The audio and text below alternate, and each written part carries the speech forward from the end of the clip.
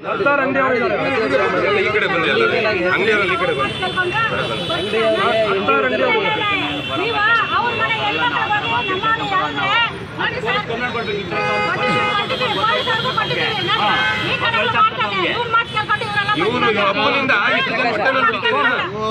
ಇವನು ಒಬ್ಬನಿಂದ ಅವ್ರ ಕಡೆ ಯಾರು ಪೊಲಿಟಿಷಿಯನ್ ಇದಾರಂತೆ, ಅವ್ರ ಕಡೆಯಿಂದ ಮಾಡಿಸ್ತಾ ಇದ್ದಾರೆ ಎಲ್ಲರೂ. ಅವ್ನು ಎಷ್ಟು ಜನ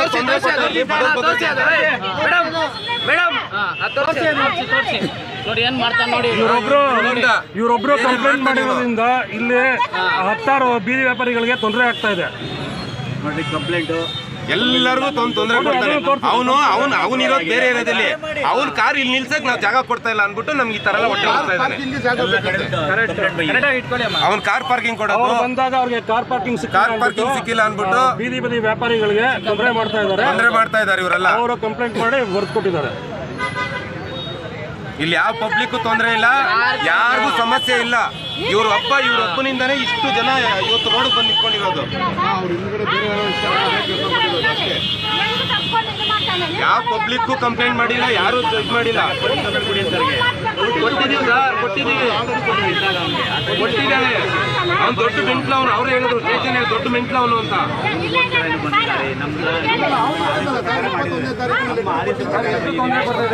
ನೋಡಿ ಸರ್, ಇಲ್ಲಿ ಕೇಳಿ. ಆ ಮನುಷ್ಯ ನಮ್ಗೆ ಎಷ್ಟು ತೊಂದರೆ ಕೊಡ್ತಾ ಇದ್ದಾನೆ ಅಂತ ನೋಡಿ. ಕಾರ್ ಇಲ್ಲ ಕೇಳಿ, ಅವ್ರನ್ನೇ ಕೇಳಿ ಸರ್. ಅವ್ರು ನಮ್ಗೆ ತೊಂದರೆ ಕೊಡ್ತಾ ಇದ್ದಾನೆ ಕೊಡ್ತಾ ಇಲ್ಲ ಸರ್. ಒಬ್ಬನಿಂದ ಇಡೀ ರೋಡ್ಗೆ ನೋಡಿ ಎಲ್ಲರೂ ಅನ್ಯಾಯ ಮಾಡ್ತಾ ಇದ್ದಾರೆ. ಕೊಟ್ಟಿದ್ದಾರೆ ನಮಗೆ ಕೊಟ್ಟಿದ್ದಾರೆ ನೋಡಿ.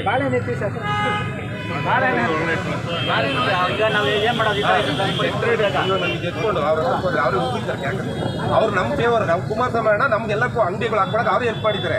ಈ ಲೆಟರ್ ಅವ್ರು ಹೆಂಗ್ ಈ ಲೆಟರ್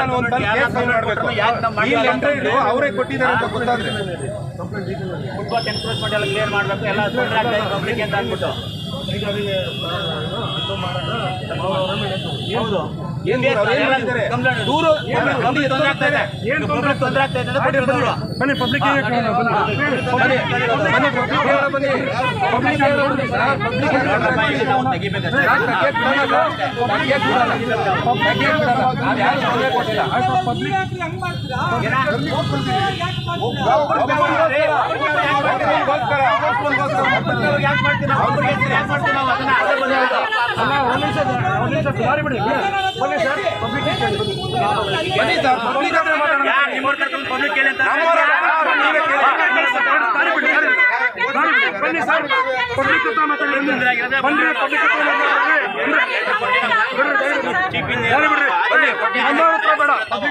ಆದೇಶದಲ್ಲೇ ಬಂದಿರೋದು ನಾವು.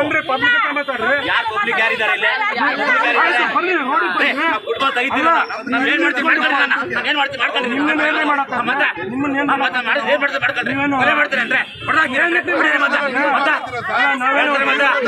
ಪಬ್ಲಿಕ್ ಕೆಲಸ ಮಾಡಿ ಬಿಡೋಣ ಅಂತ ಪಬ್ಲಿಕ್ ಕೆಲಸ ಮಾಡಿ ಬಿಡೋಣ ಅಂತ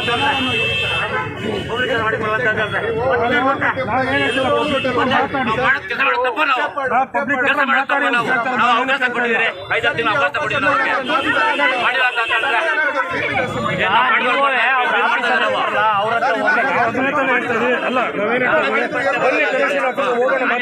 ಈಗ ಅವ್ರು ಬರೋದಿಲ್ಲ. ಸಡನ್ ಆಗಿ ಎಲ್ಲರೂ ಕನೆಕ್ಟ್ ಮಾಡಿ ಇವಾಗ ಅವರೇ ಎತ್ತಿಸ್ಬಿಟ್ಟು ನೆರವೇರಿಸೋದಿಲ್ಲ. ಈಗ ನೋಡಿ, ನೀನೇ ಆ ಪ್ಲೇಸಲ್ಲಿ ಯೋಚನೆ ಮಾಡುವುದು. ಈಗ ಮೇಲಂತರ ಆದೇಶ ಆಗಿರ್ತದ, ಅವ್ರನ್ನೇ ನೀವು ಕಾಂಟ್ಯಾಕ್ಟ್ ಮಾಡಿ. ಯಾವುದೋ ತಾತಂಗೋಸ್ಕರ ಇಷ್ಟು ಮಾಡ್ತಾರೆ. ಯಾರಾದ್ರೂ ಆಗಲಿ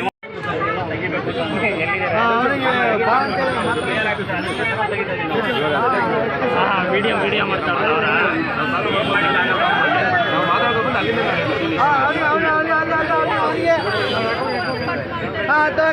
ಕರ್ಕೊಂಬ ಫೀಸ್ ಕೊಡ್ಬೇಕು. ಅವ್ರು ವಿಡಿಯೋ ಮಾಡೋದಲ್ಲ, ಅವನೇ ಮಾಡ್ತಾರೆ.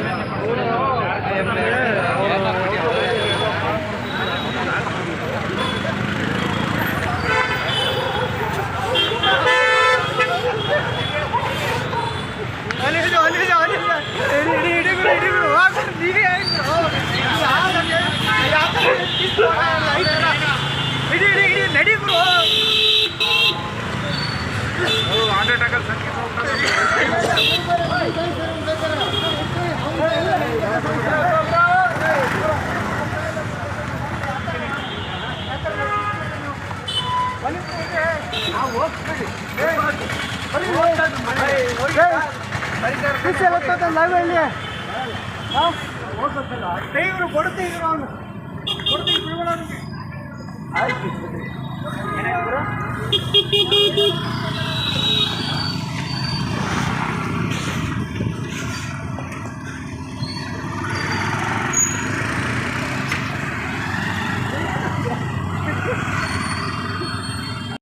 ಎಲ್ಲೋ ಒಳಕೋದು ಅವ್ನ ಫೋಟೋ ನೋಡಿ ಪಬ್ಲಿಕಲ್ಲಿ ಹೆಂಗೆ ತೋತಾನ ನಾವು ನೋಡ್ಬೇಕಲ್ವ ಅವ್ನು ಅರೆಸ್ಟ್ ಮಾಡ್ಬೇಕು ಇವ್ರಿಗೆಲ್ಲ ಪಾಪ ರೋಡಿ ತೊಗೊಂಬಂದ್ಮೇಲೆ ನಾವೆಲ್ಲ ಟೀಗೆಲ್ಲ ಹೋಗ್ತೀವಲ್ಲ ನಮ್ದು ಕಂಪ್ನಿ ಪಕ್ಕಕ್ಕೆ ಎಲ್ಲರೂ ವಿಡಿಯೋ ಮಾಡ್ತಾನೆ ಆ ಹುಡುಗಿಯನ್ನೆಲ್ಲ ಮುಟ್ತಾನೆ ಹುಡುಗಿಯನ್ನ ಅದೆಲ್ಲ ಇದಾವೆ ನಮ್ಮ ಹತ್ರ ವಿಡಿಯೋ. ಅದಕ್ಕೆ ಅವನಿಗೆ ಹೊರಗಡೆ ತರಮನಿಗೆ ಯಾಕೆ ಒಳಗೆ ಬಿಡ್ಬೇಕು ಹೇಳು ಅನ್ಯಾಯ ಮಾಡೋ ಅವ್ನಿಗೆ ಬಿಡಬಾರ್ದು ಆ ಥರ ಅವ್ನಿಗೆ ಪೊಲೀಸ್ನವ್ರಿಗೆ ಹೇಳಿ ಪೊಲೀಸರು ಕರ್ಸಲ್ಲ ಬಿಡಿ ಅವ್ನಿಗೆ ನಾ ಅದಕ್ಕೆ ಒಳಗೆ ಹೋಗಿದ್ದೆ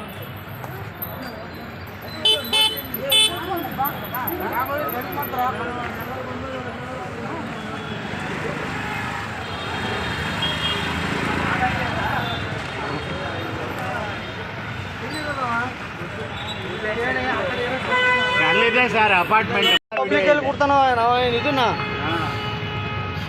ಇದು ಫಸ್ಟ್ ಒಳಗಡೆ ಹಾಕ್ಬೇಕು ಅವ್ನ ಏಜ್ ಏನು ಮಾಡೋದೇನು ಅದೆಲ್ಲ ವಿಡಿಯೋ ವಾರ್ನ್ ಮಾಡಿದ್ದೀವಿ ಅವನೇ ಕಂಪ್ಲೇಂಟ್ ಕೊಡ್ತಾರೆ ಬರಲಿ ಸರ್ ನೀವು ಒಂಚೂರು ಕಾಡ್ಬೇಕು ಸರ್ ನೀವು ಒಂಚೂರು ಆ ಥರ ಯಾಕಂದ್ರೆ ಒಬ್ಬರಿಂದ ಎಲ್ಲ ಪ್ರಾಬ್ಲಮ್ ಆಗೋದು ಬೇಡ ಅಂತ ಎಲ್ಲ ನೋಡಿ ಟ್ರಾಫಿಕ್ ಎಲ್ಲ ಇದೆ ಓಡೋಗ್ತಾ ಇವ್ರು ವಿಡಿಯೋ ಮಾಡೋ ವಿಡಿಯೋನೇ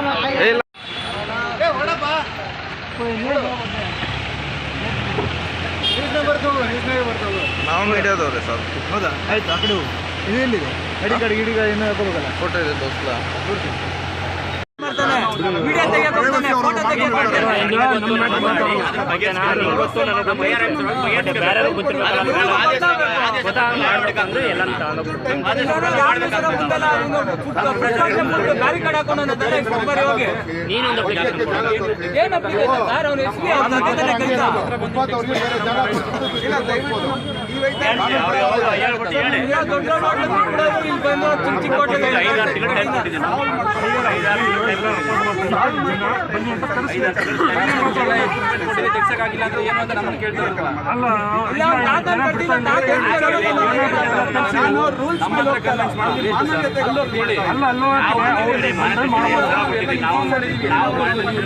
ಮೀಟಿಂಗ್ ಅಲ್ಲಿ ಈ ತರ ಇನ್ನು ತೆಗೆದಿಲ್ಲ ಅಂತ ನಮ್ಗೆ ಹೆಚ್ಚುವರಿ ಆಗ್ತಕ್ಕ ಓದಿರೋದು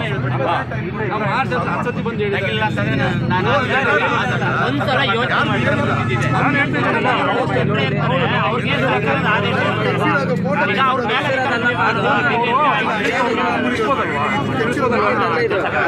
ಕೆಲಸ ಮಾಡ್ತಾ ಇರೋರು ನಾವು ಅವ್ರ ಹತ್ರ ಹೇಳಕ್ ಹೋದ್ರೆ ಓ ನೀವು ಅವ್ರ ಕಡೆ ಸಪೋರ್ಟ್ ಮಾಡ್ತೀರಾ ಅಂತ ನೀವೆಲ್ಲ ಜೊತೆ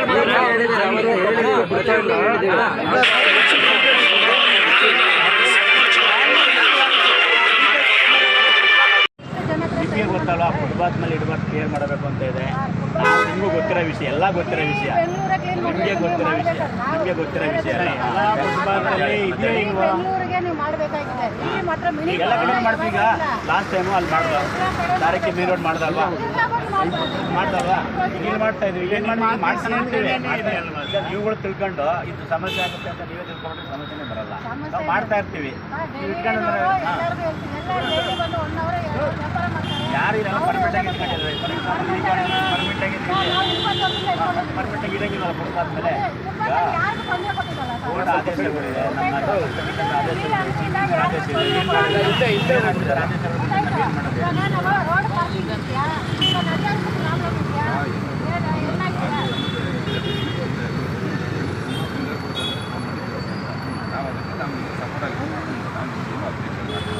ಆದರೆ ಆಗಿರೋ ಕಾರಣ ಏನಂತಂದರೆ ಹೊಸ ಅಂಗಡಿಗಳೆಲ್ಲ ಜಾಸ್ತಿ ಆಗಿರೋದ್ರಿಂದ ತೊಂದರೆ ಆಗ್ತದೆ. ಇವಾಗ ಸ್ವಲ್ಪ ಹೊಸ ಅಂಗಡಿಗಳೆಲ್ಲ ತೆಗೆಸ್ಬಿಟ್ಟು ಸ್ವಲ್ಪ ಫ್ರೀ ಮಾಡ್ತಾರೆ. ಈಗ ಹೊಸ ಅಂಗಡಿ ನೀವು ಕೇಳಿಕೊ ಹೊಸ ಅಂಗಡಿ ಇಟ್ಟರೆ ಸರ್ ನಮ್ಮ ಯಾಕೆ ವಾಪಸ್ ತೆಗಿಸ್ತೀರಾ ಅವ್ರು ಯಾಕೆ ಈ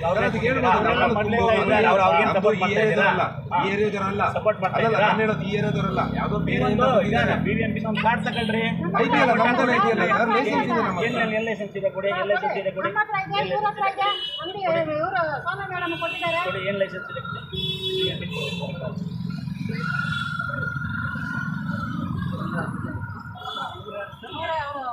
ಸರ್ ಇವರು ನಾನು ಕಾಮನ್ ಪೀಪಲ್ ನಾನು ಕೇಳ್ಬೋದಾ ಇದು ವಿದ್ಯಾಭ್ಯಾಸಕ್ಕೋಸ್ಕರ ಇಟ್ಕೊಂಡಿರೋದು ಯಾವುದೇ ಸರ್ಕಾರ ಬರಲಿ ಯಾವುದೇ ಇದಾರಲ್ಲ ಹೊಟ್ಟೆ ತುಂಬೋರು ಅಪಾರ್ಟ್ಮೆಂಟ್ನವರು ಅವ್ರು ಯಾರೇ ಆದರೂ ಕೂಡ ಬೀದಿ ಬದಿ ಹಾಕೋಂಥವ್ರಿಗೆ ಬೇರೆ ಏನಾದರೂ ಕೆಲಸ ಆಗಲಿ ಮತ್ತು ಇನ್ನೇನಾದರೂ ಸರ್ಕಾರದ ಯೋಗ್ಯತೆ ಇದೆ ಅವರು ಬದುಕಕ್ಕೆ ಅವ್ರ ಹೆಂಡತಿ ಮಕ್ಕಳು ಏನಾಗಬೇಕು. ಆಮೇಲೆ ಇನ್ನೊಂದು ನೀವು ಏನು ಮಾಡ್ತೀರಾ, ಅವ್ನು ಯಾರೋ ಉತ್ಸವ ವೇಣುಗೋಪಾಲ್ ಅಂತ ಹೇಳಿ ಅಂದ್ಬಿಟ್ಟು ಇಷ್ಟಕ್ಕೆ ಬಂದಿದ್ದೀರಾ. ಕುಮಾರಸ್ವಾಮಿ ಅವರು ಹೇಳಿದ್ರು ಅಂತ ಬರ್ತೀರಾ. ಕುಮಾರಸ್ವಾಮಿ ಅವರು ಏನು ಅಂತ ಪ್ರಪಂಚಕ್ಕೆಲ್ಲ ಗೊತ್ತು. ಇದ್ಮೇಲೆ ಆದೇಶಗಳಿವೆ ಅಲ್ಲ ಸರ್, ಆದೇಶಗಳಿದೆ ಸರ್, ಆದೇಶಗಳಿದೆ. ಅವ್ರ ಹೊಟ್ಟೆಪಾಡೆಲ್ಲ ಕಿತ್ತಾಕಕ್ಕೆ ಅದು ಕಂಡಿಲ್ವಾ ಬೋರ್ಡ್ಗೆ ಅಥವಾ ಸರ್ಕಾರಕ್ಕೆ ಕಂಡಿಲ್ವಾ? ಇನ್ನೊಂದು ಸರ್, ನೀವೇನು ಮಾಡ್ತೀವಿ ಇಲ್ಲಿ ಮಾತ್ರ ಯಾಕೆ ತೆಗಿಬೇಕು, ಹೋಗಿ ಮುಂದಕ್ಕೆ ಹಂಗೆ ರೋಡಲ್ಲಿ ಎಲ್ಲ ತೆಗಿತೀವಿ ಸರ್, ಎಲ್ಲ ತೆಗಿತೀವಿ, ಎಲ್ಲ ತೆಗೆದುಬಿಡಿ ಎಲ್ಲ ಒಂದೇ ಎಲ್ಲ ತೆಗೆದುಬಿಡಿ. ಎಲ್ಲ ಸಾರಕ್ಕಿ ಸಿಗ್ನಲ್ ಇಂದ ಇಲ್ಲಿ ತನಕ ನಾವು ಅವ್ರಿಗೆ ಹೇಳಿರ್ತೀವಿ ಮೊದಲೇ. ನಾನು ನಿಮ್ಗೆ ಫೋನ್ ಮಾಡೋಕ್ಕಾಗಲ್ಲ. ನೀವೇನು ಮಾಡ್ತೀರಾ 350 ಅಂತ ಒಂದು ಸೂಟ್ ಕೇಸ್ ನಮ್ಮ ಕೆಲಸಕ್ಕೆ ಅಡ್ಡ ಅದೆಲ್ಲ ಯಾಕೆ ಬೇಕು? ನಾನು ಇನ್ನೂ 84 ವರ್ಷ ಒಳ್ಳೆ ಕೆಲಸಗಳು ಮಾಡೋದು ಬೇಕಾದಷ್ಟಿದೆ. ನಾವು ಯಾವ ಜಿಲ್ಲೆಯವರು ಗೊತ್ತಾಗಲಿಲ್ಲ. ಮಂಡ್ಯ ಜಿಲ್ಲೆ ನಾವು ಮಂಡ್ಯ ಜಿಲ್ಲೆಯವರು, ನಾಗಮಂಗಲದವರು. ಭೂಗುತ್ತ ನಮಗೆ ಕೋಪ ಜಾಸ್ತಿ.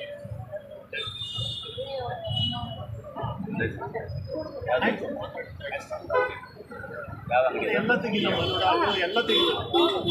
ಈ ರೋಡ ಆ ರೋಡು ಈ ಕಡೆ ರೋಡು ಎಲ್ಲ ಎಲ್ಲಿ ಏನು ಜಾಗ ಮೆನ್ಷನ್ ಮಾಡಿಲ್ಲ, ತೆಗಿಬೇಕು ಅಂತ ಹೇಳ್ಬಿಟ್ರು. ಈ ಥರ ಹೇಳಿ ಜಾಗ ಸೇರ್ಸ್ಕೋಬೇಕಲ್ಲ, ಜಾಗ ತೋರಿಸ್ಬೇಕಲ್ಲ. ಈಗ ನಮ್ಮ ಪ್ರಕಾರ ನಾವು ಮಾಡ್ತಾ ಇದ್ದೀವಿ, ಕರೆಕ್ಟಾ? ನಮ್ಗೆ ಏನು ಡೈರೆಕ್ಷನ್ಸ್ ಇದೆ, ನಮ್ಮ ಜೋನ್ ಕಮಿಷನ್ ಚೀಫ್ ಇಂಜಿನಿಯರ್ ಇದೆ, ಅದ್ರ ಪ್ರಕಾರ ಫುಟ್ಬಾಲ್ ಕ್ಲಿಯರ್ ಮಾಡ್ತಾರೆ. ಅಲ್ಲಿ ನಿಮ್ಮ ಜಾಯಿಂಟ್ ಕಾಂಗ್ರೆಸ್ ಆಫೀಸ್ ಹತ್ರ ನೋಡಿದ್ದೀರಾ? ಕ್ಲಿಯರ್ ಮಾಡಿದ್ದೀರಾ ಅಲ್ಲಿ ನಿಮ್ಮ ಆಫೀಸ್ ಹತ್ರ? ಮಾಡ್ತಾರೆ. ಈಗ ಅಲ್ಲಿ ಸಪೋರ್ಟ್ ಅಲ್ಲವ್ರು ಮಾಡ್ತಾರೆ, ನಾವು ಮಾಡ್ತೀವಿ. ಇಡೀ ಕರ್ನಾಟಕನೇ ನೀವು ಕ್ಲೀನ್ ಮಾಡಕ್ ಆಗಲ್ಲ. ಈಗ ಮಿನಿ ಫಾರೆಸ್ಟ್ ಕ್ಲೀನ್ ಮಾಡಕ್ ಬಂದಿದ್ದೀರಲ್ಲ, ಇಡೀ ಕರ್ನಾಟಕ ಕ್ಲೀನ್ ಕರ್ನಾಟಕ ಅಂತಲ್ಲ, ಎಲ್ಲ ಕಡೆನೂ ಲಾಸ್ಟ್ ಟೈಮ್ ಸಾರಕ್ಕಿ ಸಿಗ್ನಲ್ ಇಂದ ಇಲ್ಲಿ ಮಾಡ್ದೋ, ಮಾರ್ಕೆಟ್ ಮಾಡ್ದೋ, ಈಗ ಇಲ್ಲಿ ಮಾಡ್ತಾ ಇದೀವಿ. ಎಲ್ಲ ಏರಿಯಾದ್ರು ಮಾಡ್ತಾ ಇದೀವಿ ನಾವು, ಎಲ್ಲ ಏರಿಯಾದ್ರು ಮಾಡ್ತಾ ಇದೀವಿ. ಇದೇ ಒಂದು ಇಟ್ಕೊಂಡು ಯಾವಾಗಲೂ ಇಲ್ಲೇ ಬರೋದು. ಎಲ್ಲರೂ ಪಬ್ಲಿಕ್ಗೆ ತೊಂದರೆ ಆಗದಂಗೆ ನೋಡ್ಕೊಂಡ್ರೆ ಯಾರು ಸಮಸ್ಯೆ ಆಗಲ್ಲ. ಪಬ್ಲಿಕ್ಗೆ ತೊಂದರೆ ಆದಾಗ ಏನು ಮಾಡೋಕ್ಕಾಗಲ್ಲ. ಪಬ್ಲಿಕ್ ತೊಂದರೆ ಏನು ಮಾಡೋಕ್ಕಾಗಲ್ಲ. ಪಬ್ಲಿಕ್ ತೊಂದರೆ ಆಗೊಂಡು ಯಾಕೆ ಇಟ್ಕೊತೀವಿ? ನಮ್ಮ ಆಫೀಸರ್ಸ್ ಹೇಳ್ತಾರೆ ಕ್ಲಿಯರ್ ಮಾಡ್ರಿ ಅಂತ ಹೇಳ್ತಾರೆ, ಮಾಡ್ಬೇಕಾಗ್ತದೆ ಅಲ್ವಾ? ಪಬ್ಲಿಕ್ ಟೀ ಕುಡಿತಾರೆ, ಪಬ್ಲಿಕ್ ಸಿಗರೇಟ್ ಸೇರ್ತಾರೆ. ನಿಮ್ಮ ಹತ್ರ ಕಂಪ್ಲೇಂಟ್ ಕೊಡೋಕೆ ಪಬ್ಲಿಕ್ ಪಬ್ಲಿಕ್ ಈಗ ಯಾರೋ ಒಬ್ಬರೊಬ್ರು ಕುಡಿತಾರೆ, 100 ಜನ ಕಂಪ್ಲೇಂಟ್ ಮಾಡ್ದಾಗ ಏನು ಮಾಡೋಕ್ಕಾಗುತ್ತೆ ಹೇಳಿ? ನಾವು ನಮ್ಮ ಇಲ್ಲಂದ್ರೆ ಜಾಗ ತೋರಿಸಿ, ಇಲ್ಲಾಂದ್ರೆ ನಮ್ಗೆ ಫುಡ್ ಸೀಟ್ ಮಾಡ್ಕೊಡಿ. ಇಲ್ಲಾಂದ್ರೆ ಜಾಗ ತೋರಿಸ್ಬಿಟ್ಟು ನೀವು ಅಂಗಡಿ ತೆಗ್ಸಿ. ಅಪ್ಲೈ ಮಾಡಿದ್ವಿ ಸರ್, ಅದು ಆಲ್ರೆಡಿ ಪ್ರೊಸೆಸಿಂಗ್ ಇದೆ. ಮತ್ತೆ ಬಂದು ಅಂಗಡಿಗಳು ತೆಗೆದು ನಾವು ಎಲ್ಲೋಬೇಕು. ಈಗ ಅಪ್ಲೈ ಮಾಡಿದ್ರೆ ಕೊಡ್ತಾರೆ, ಆ ಜಾಗ ಕೊಡ್ತಾರೆ. ನಿಮ್ಗೆ ಎಲ್ಲ ಇಟ್ಕೊಳ್ಳೋದಷ್ಟೇ, ತಾತ್ಕಾಲಿಕ ಇಟ್ಕೊಂಡ್ರೆ ಕೊಡ್ತಾರೆ. ಈಗ ಈಗ ನಿಮ್ಗೆ ಹೇಳಿ ಈ ಥರ ಫುಟ್ಪಾತ್ ಎಲ್ಲ ಕ್ಲಿಯರ್ ಮಾಡ್ತಾ ಇದ್ದಾರೆ, ನಮ್ಗೆ ಇನ್ನೂ ಜಾಗ ಕೊಟ್ಟಿಲ್ಲ ಅಂತ ಈ ಥರ ತೆಗಿತಾ ಇದ್ದಾರೆ ಅಂತ ಹೇಳಿ ಕಂಪ್ಲೇಂಟ್ ಮಾಡಿ ಅವ್ರಿಗೆ. ಆಲ್ರೆಡಿ ಕಂಪ್ಲೇಂಟ್ ಮಾಡಿ ಹೋಗಿ ಜೋನಲ್ ಕಮಿಷನ್ ಹತ್ರ ಹೋಗಿ ಮಾಡ್ಕೊಡ್ತೀವಿ ಅಂತ ಹೇಳಿದ್ದಾರೆ. ಹೋಗಿ ಜೋನಲ್ ಕಮಿಷನ್ ಹತ್ರ ಹೋಗಿ, ಜಾಯಿಂಟ್ ಸೆಕ್ರೆಟರಿ ಹತ್ರ ಹೋಗಿ ಮಾತಾಡಿ, ಚೀಫ್ ಇಂಜಿನಿಯರ್ ಹತ್ರ ಮಾತಾಡಿ. ನಮ್ಮ ಡೈರೆಕ್ಷನ್ ಪ್ರಕಾರ ನಾವು ಮಾಡಬೇಕಲ್ಲ, ನಮ್ಮ ಮೇಯರ್ ಆಫೀಸರ್ ಹೇಳ್ತಾರೆ ಪ್ರಕಾರ ನಾವು ಮಾಡಬೇಕು. ನೀವು ಮಾಡಿ ಬೇಡ ಅಂತಲ್ಲ. ಏನಂದ್ರೆ ಈಗ ಹೊಸ ಗಡಿಗಳನ್ನ ತೆಗ್ಸಿ ಅಳುಬರಲ್ಲ ಯಾಕೆ ತೆಗ್ತೀರಾ? ಅಳುಬರಲ್ಲ ಎಲ್ಲರೂ ಈಗ ಒಬ್ರು ತೆಗೆದ್ರೆ ಒಬ್ರು ಬಿಡಿಕಾಗಲ್ಲ. ನಿನ್ನೆ ಮೊನ್ನೆ ಬಂದು ತೆಗಿಕಾಗತ್ತಾ ಹೇಳಿ? ಬಿಡಿಕಾಗಲ್ಲ. ಎಲ್ಲರೂ ತೆಗ್ಸು ಅಂತಾನೆ. ಅದು ಅವ್ನು ಈಗ ನಾವು ನಮ್ಮದು ನಾವು ಮಾಡಬೇಕಾಗ್ತದೆ, ನಾವು ಮಾಡ್ತಾ ಇದ್ದೀವಿ. ನೀವೇನು ತೆಗಿಯೋದು ಬೇಡ. ನಮ್ಮ ಹೊಟ್ಟೆ ಪಡೆದ ಜೀವನ ನೀವು ಆ ಥರ ನಾವು ತೋರಿಸಿಕಾಗುತ್ತೆ ನಮ್ಮ ಮತ್ತೆ ಸಾಲಗಳು ತಗೊಂಡಿರ್ತೀವಿ. ಎಲ್ಲಿ ಕಟ್ಟೋದ? ನೋಡ್ರಮ್ಮ, ನಮ್ಮ ಕೆಲಸ ನಾವು ಡ್ಯೂಟಿ ಮಾಡ್ತಾ ಇದ್ದೀವಿ, ಮಾಡಿ ಕೊಡಿ.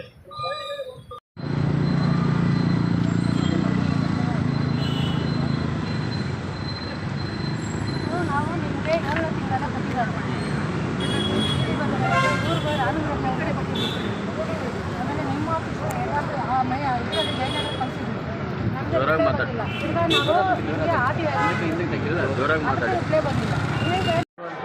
ಮಾತಾಡಿ, ಅದಕ್ಕೆ ವಿಡಿಯೋ KRS ಮೀಡಿಯಾ ಅಂತ ಬಂದಿದ್ದೀವಿ.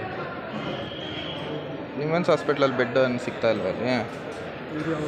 ಎಷ್ಟು ಅವರ್ ಆಯಿತು ನೀವು ಬಂದುಬಿಟ್ಟು? 1.5 ಅವರ್ ಆಯಿತು ನೋಡಿ. ಇದು ಎಮರ್ಜೆನ್ಸಿ ತುರ್ತು ಚಿಕಿತ್ಸೆ ವಿಭಾಗ ಇದೆ, ಆದರೆ ಇಲ್ಲಿ ಬೆಡ್ ಇಲ್ಲ ಅಂತ ಪಾಪ ಅಲ್ಲಿ ಆಲ್ರೆಡಿ ಆಂಬುಲೆನ್ಸಲ್ಲೇ ಕುಡಿಸ್ಕೊಂಡು ಬಿಟ್ಟಿದ್ದಾರೆ. ಈಗ ಆಲ್ರೆಡಿ 1 ಅವರಿಂದ ವೇಟ್ ಮಾಡ್ತಾ ಇದ್ದಾರೆ. ಹಾಸನಿಂದ ಬಂದಿದ್ದಾರೆ. ಎಲ್ಲಿಂದ ಬಂದಿದ್ದೀರಣ್ಣ? ಹಾಸನಿಂದನಾ? ಹಾಸನಿಂದ ಬಂದಿದ್ದಾರೆ. ಹಾಸನಿಂದ ಬಂದಿರೋದು. ಆಲ್ರೆಡಿ ಎಮರ್ಜೆನ್ಸಿ ಇದೆ ಅದು. ಏನಾಗಿದೆ ಅಣ್ಣ ಪೇಷಂಟ್ಗೆ? ಪೇಷಂಟ್ಗೆ ಫುಲ್ ಓವರ್ ಇದಾಗ್ಬಿಟ್ಟು ಬಿ ಪಿ ಓವರ್ ಆಗ್ಬಿಟ್ಟು ತಲೆ ಮೆದ್ಲು ತಲೆಗೆ ಏಟಾಗಿ ಕಟ್ಟಾಗಿ ಬ್ಲಾಕ್ ಆಗಿ ಇದಾಗಿದೆ. ತಲೆ ಮೆದ್ಲಲ್ಲಿ ಬ್ಲಾಕ್ ಆಗಿ. ಅವ್ರು ಬಂದ್ಬಿಟ್ಟು ಏನು ಹೇಳಿದ್ದಾರೆ ನಿಮಗೆ? ಬೆಡ್ ಇಲ್ಲ ಅಂತ ಹೇಳಿ. ಬ್ಲಡ್ ಇಲ್ಲೇ ಇಲ್ಲ ಅಂತ ಹೇಳಿದ್ದಾರೆ. ಇಲ್ಲ ಅಂತ ಹೇಳ್ತಾರೆ. ಬೆಡ್ ಮತ್ತು ಮೈನು ಹಾಕ್ಕೊಂಡು ಇದ್ಬೇಕು. ಇಲ್ಲ ಎಮರ್ಜೆನ್ಸಿ ಇದೆ, ಬ್ಲಡ್ ಯಾಕಿಲ್ಲ ಇಲ್ಲಿ ಇಲ್ಲ ಅಂತ ಹೇಳ್ತಾರೆ. ಮೇನ್ ಬೆಡ್ ಇಲ್ಲ ಅಂತ ಹೇಳ್ತಾರೆ. ನೋಡಿ ಎಲ್ಲರೂ ಚೆಕ್ ಮಾಡಕ್ಕೆ ಬರೋಣ. ಇಲ್ಲಿ ಬಂದು ಯಾವುದು ಏನಾಗ್ತದೆ ಅದೇ ಡಾಕ್ಟ್ರ್ ಬಂದು ನೋಡ್ಕೊಂಡು ಪೇಷಂಟ್ಗೆ 3% ಮಾಡೋಕ್ಕೆ ಎಮರ್ಜೆನ್ಸಿ ಆಂಬುಲೆನ್ಸಿಂದ ಕರ್ಕೊಂಡು ಬಂದಿದ್ದಾರೆ. ಬಟ್ ಏನಾಗಿದೆ ಆ ಪೇಷಂಟ್ ಏನಾಗ್ತಾ ಇದೆ ಅಂತ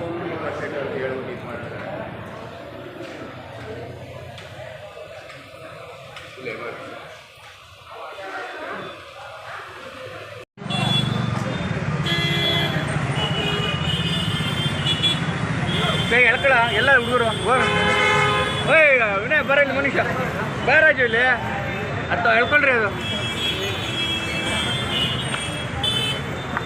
ಫ್ಯಾಕ್ಟ್ರಿಗೆ ಹಾಕೋದು.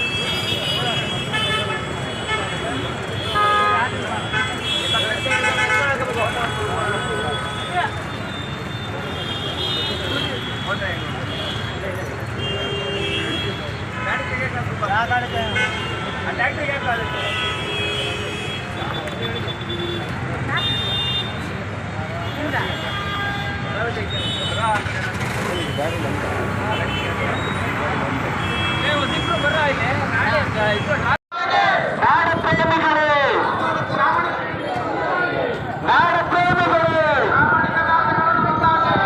ಲಂಚ ಮುಕ್ತ ಕರ್ನಾಟಕ, ಭ್ರಷ್ಟಾಚಾರ ಮುಕ್ತ ಕರ್ನಾಟಕ, ಕುವೆಂಪುವರ ಸರ್ವೋದಯ ಕರ್ನಾಟಕ, ಬಸವಣ್ಣನವರ ಕಲ್ಯಾಣ ಕರ್ನಾಟಕ.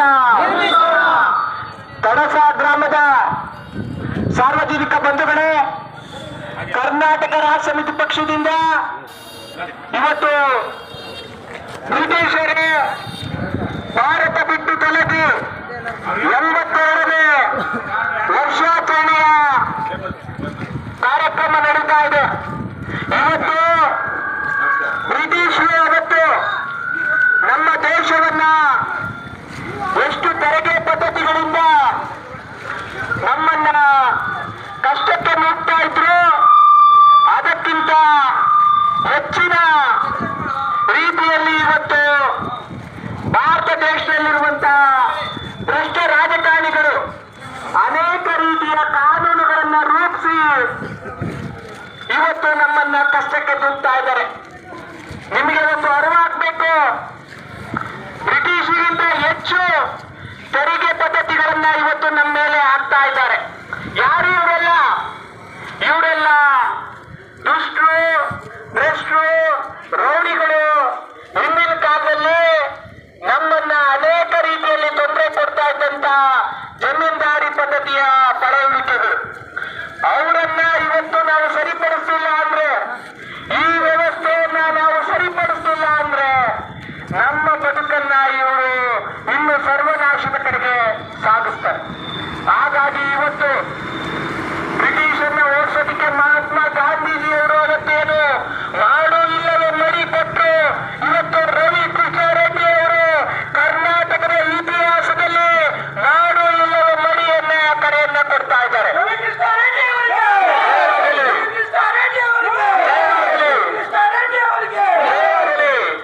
ಹಾಗೆ ಮಾಡು ಇಲ್ಲವೇ ಕಡೆ ಮಡಿ, ಯುವ ಜನರು ಈ ರಾಜಕೀಯಕ್ಕೆ ಬರಬೇಕು, ಭ್ರಷ್ಟರನ್ನ ಈ ರಾಜಕೀಯದಿಂದ ತೊಲಗಿಸಬೇಕು. ಆಗ ಮಾತ್ರ ಈ ವ್ಯವಸ್ಥೆಯನ್ನ ಬದಲಾವಣೆ ಮಾಡಬಹುದು ಅಂತ ಹೇಳಿ ರವಿಕೃಷ್ಣಾರೆಡ್ಡಿ ಅವರು ಕಳೆದ 5 ವರ್ಷಗಳಿಂದ ಕರ್ನಾಟಕ ರಾಷ್ಟ್ರ ಸಮಿತಿ ಪಕ್ಷವನ್ನ ಕಟ್ಟಿ ಇವತ್ತು ಈ ನಾಡಿನಾದ್ಯಂತ ಸಂಚಲನವನ್ನು ಸೃಷ್ಟಿ ಮಾಡಿದ್ದಾರೆ. ಹಾಗಾಗಿ ಶಿಗ್ಗಾವಿ, ಸವಣೂರು ವಿಧಾನಸಭಾ ಕ್ಷೇತ್ರದ ಮತದಾರರು ಇವತ್ತು ಈ ನಾಡಿನ ಪ್ರಜ್ಞೆ ಇವತ್ತು ಮುಂಬರುವಂತಹ ಉಪಚುನಾವಣೆಯಲ್ಲಿ ಸ್ಪರ್ಧೆ ಮಾಡ್ತಾ ಇದೆ. ತಾವು ತಮ್ಮ ಅಮೂಲ್ಯವಾದ ಮತವನ್ನ ನೀಡಬೇಕು.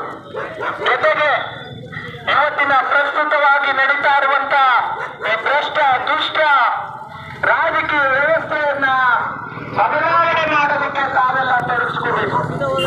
ಆಗ ಮಾತ್ರ ಈ ವ್ಯವಸ್ಥೆಯನ್ನ ಬದಲಾವಣೆ ಮಾಡೋದಕ್ಕೆ ಸಾಧ್ಯ ಆಗುತ್ತೆ. ಹಾಗಾಗಿ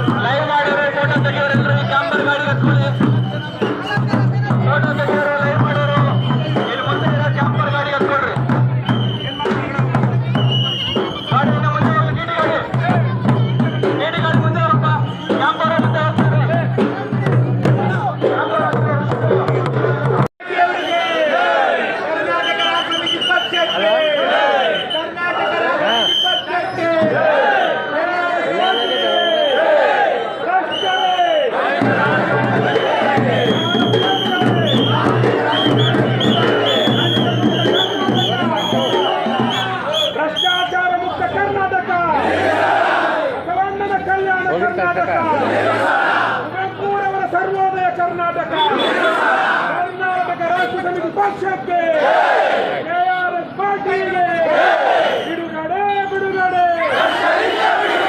ಬೆಂಬಲಿಸಿ ಬೆಂಬಲಿಸಿ ವೋಟು ಮಾಡಿ ಡೊನೇಟ್ ಮಾಡಿ ಕರ್ನಾಟಕ ರಾಷ್ಟ್ರ ಸಮಿತಿ ಪಕ್ಷಕ್ಕೆ ಕೆಆರ್ಎಸ್ ಪಾರ್ಟಿಗೆ ಕರ್ನಾಟಕ ಮಾತೆಗೆ ಕನ್ನಡ ಭುವನೇಶ್ವರಿಗೆ ಕನ್ನಡಂ ಗೆಲ್ಗೆ ಭಾರತ ಮಾತೆಗೆ ಜೈ ಹಿಂದ್ ಜೈ ಕರ್ನಾಟಕ ಜೈ ಕೆಆರ್ಎಸ್ ರವಿಕೃಷ್ಣ ರೆಡ್ಡಿ ಅವರಿಗೆ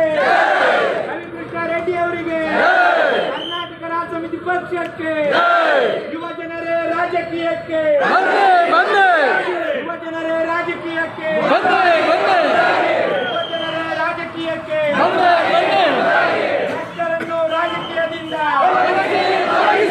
ರಾಜ್ಯರನ್ನು ರಾಜಕೀಯದಿಂದ ತೊಲಗಿಸಿ ರಾಜ್ಯರನ್ನು ರಾಜಕೀಯದಿಂದ ತೊಲಗಿಸಿ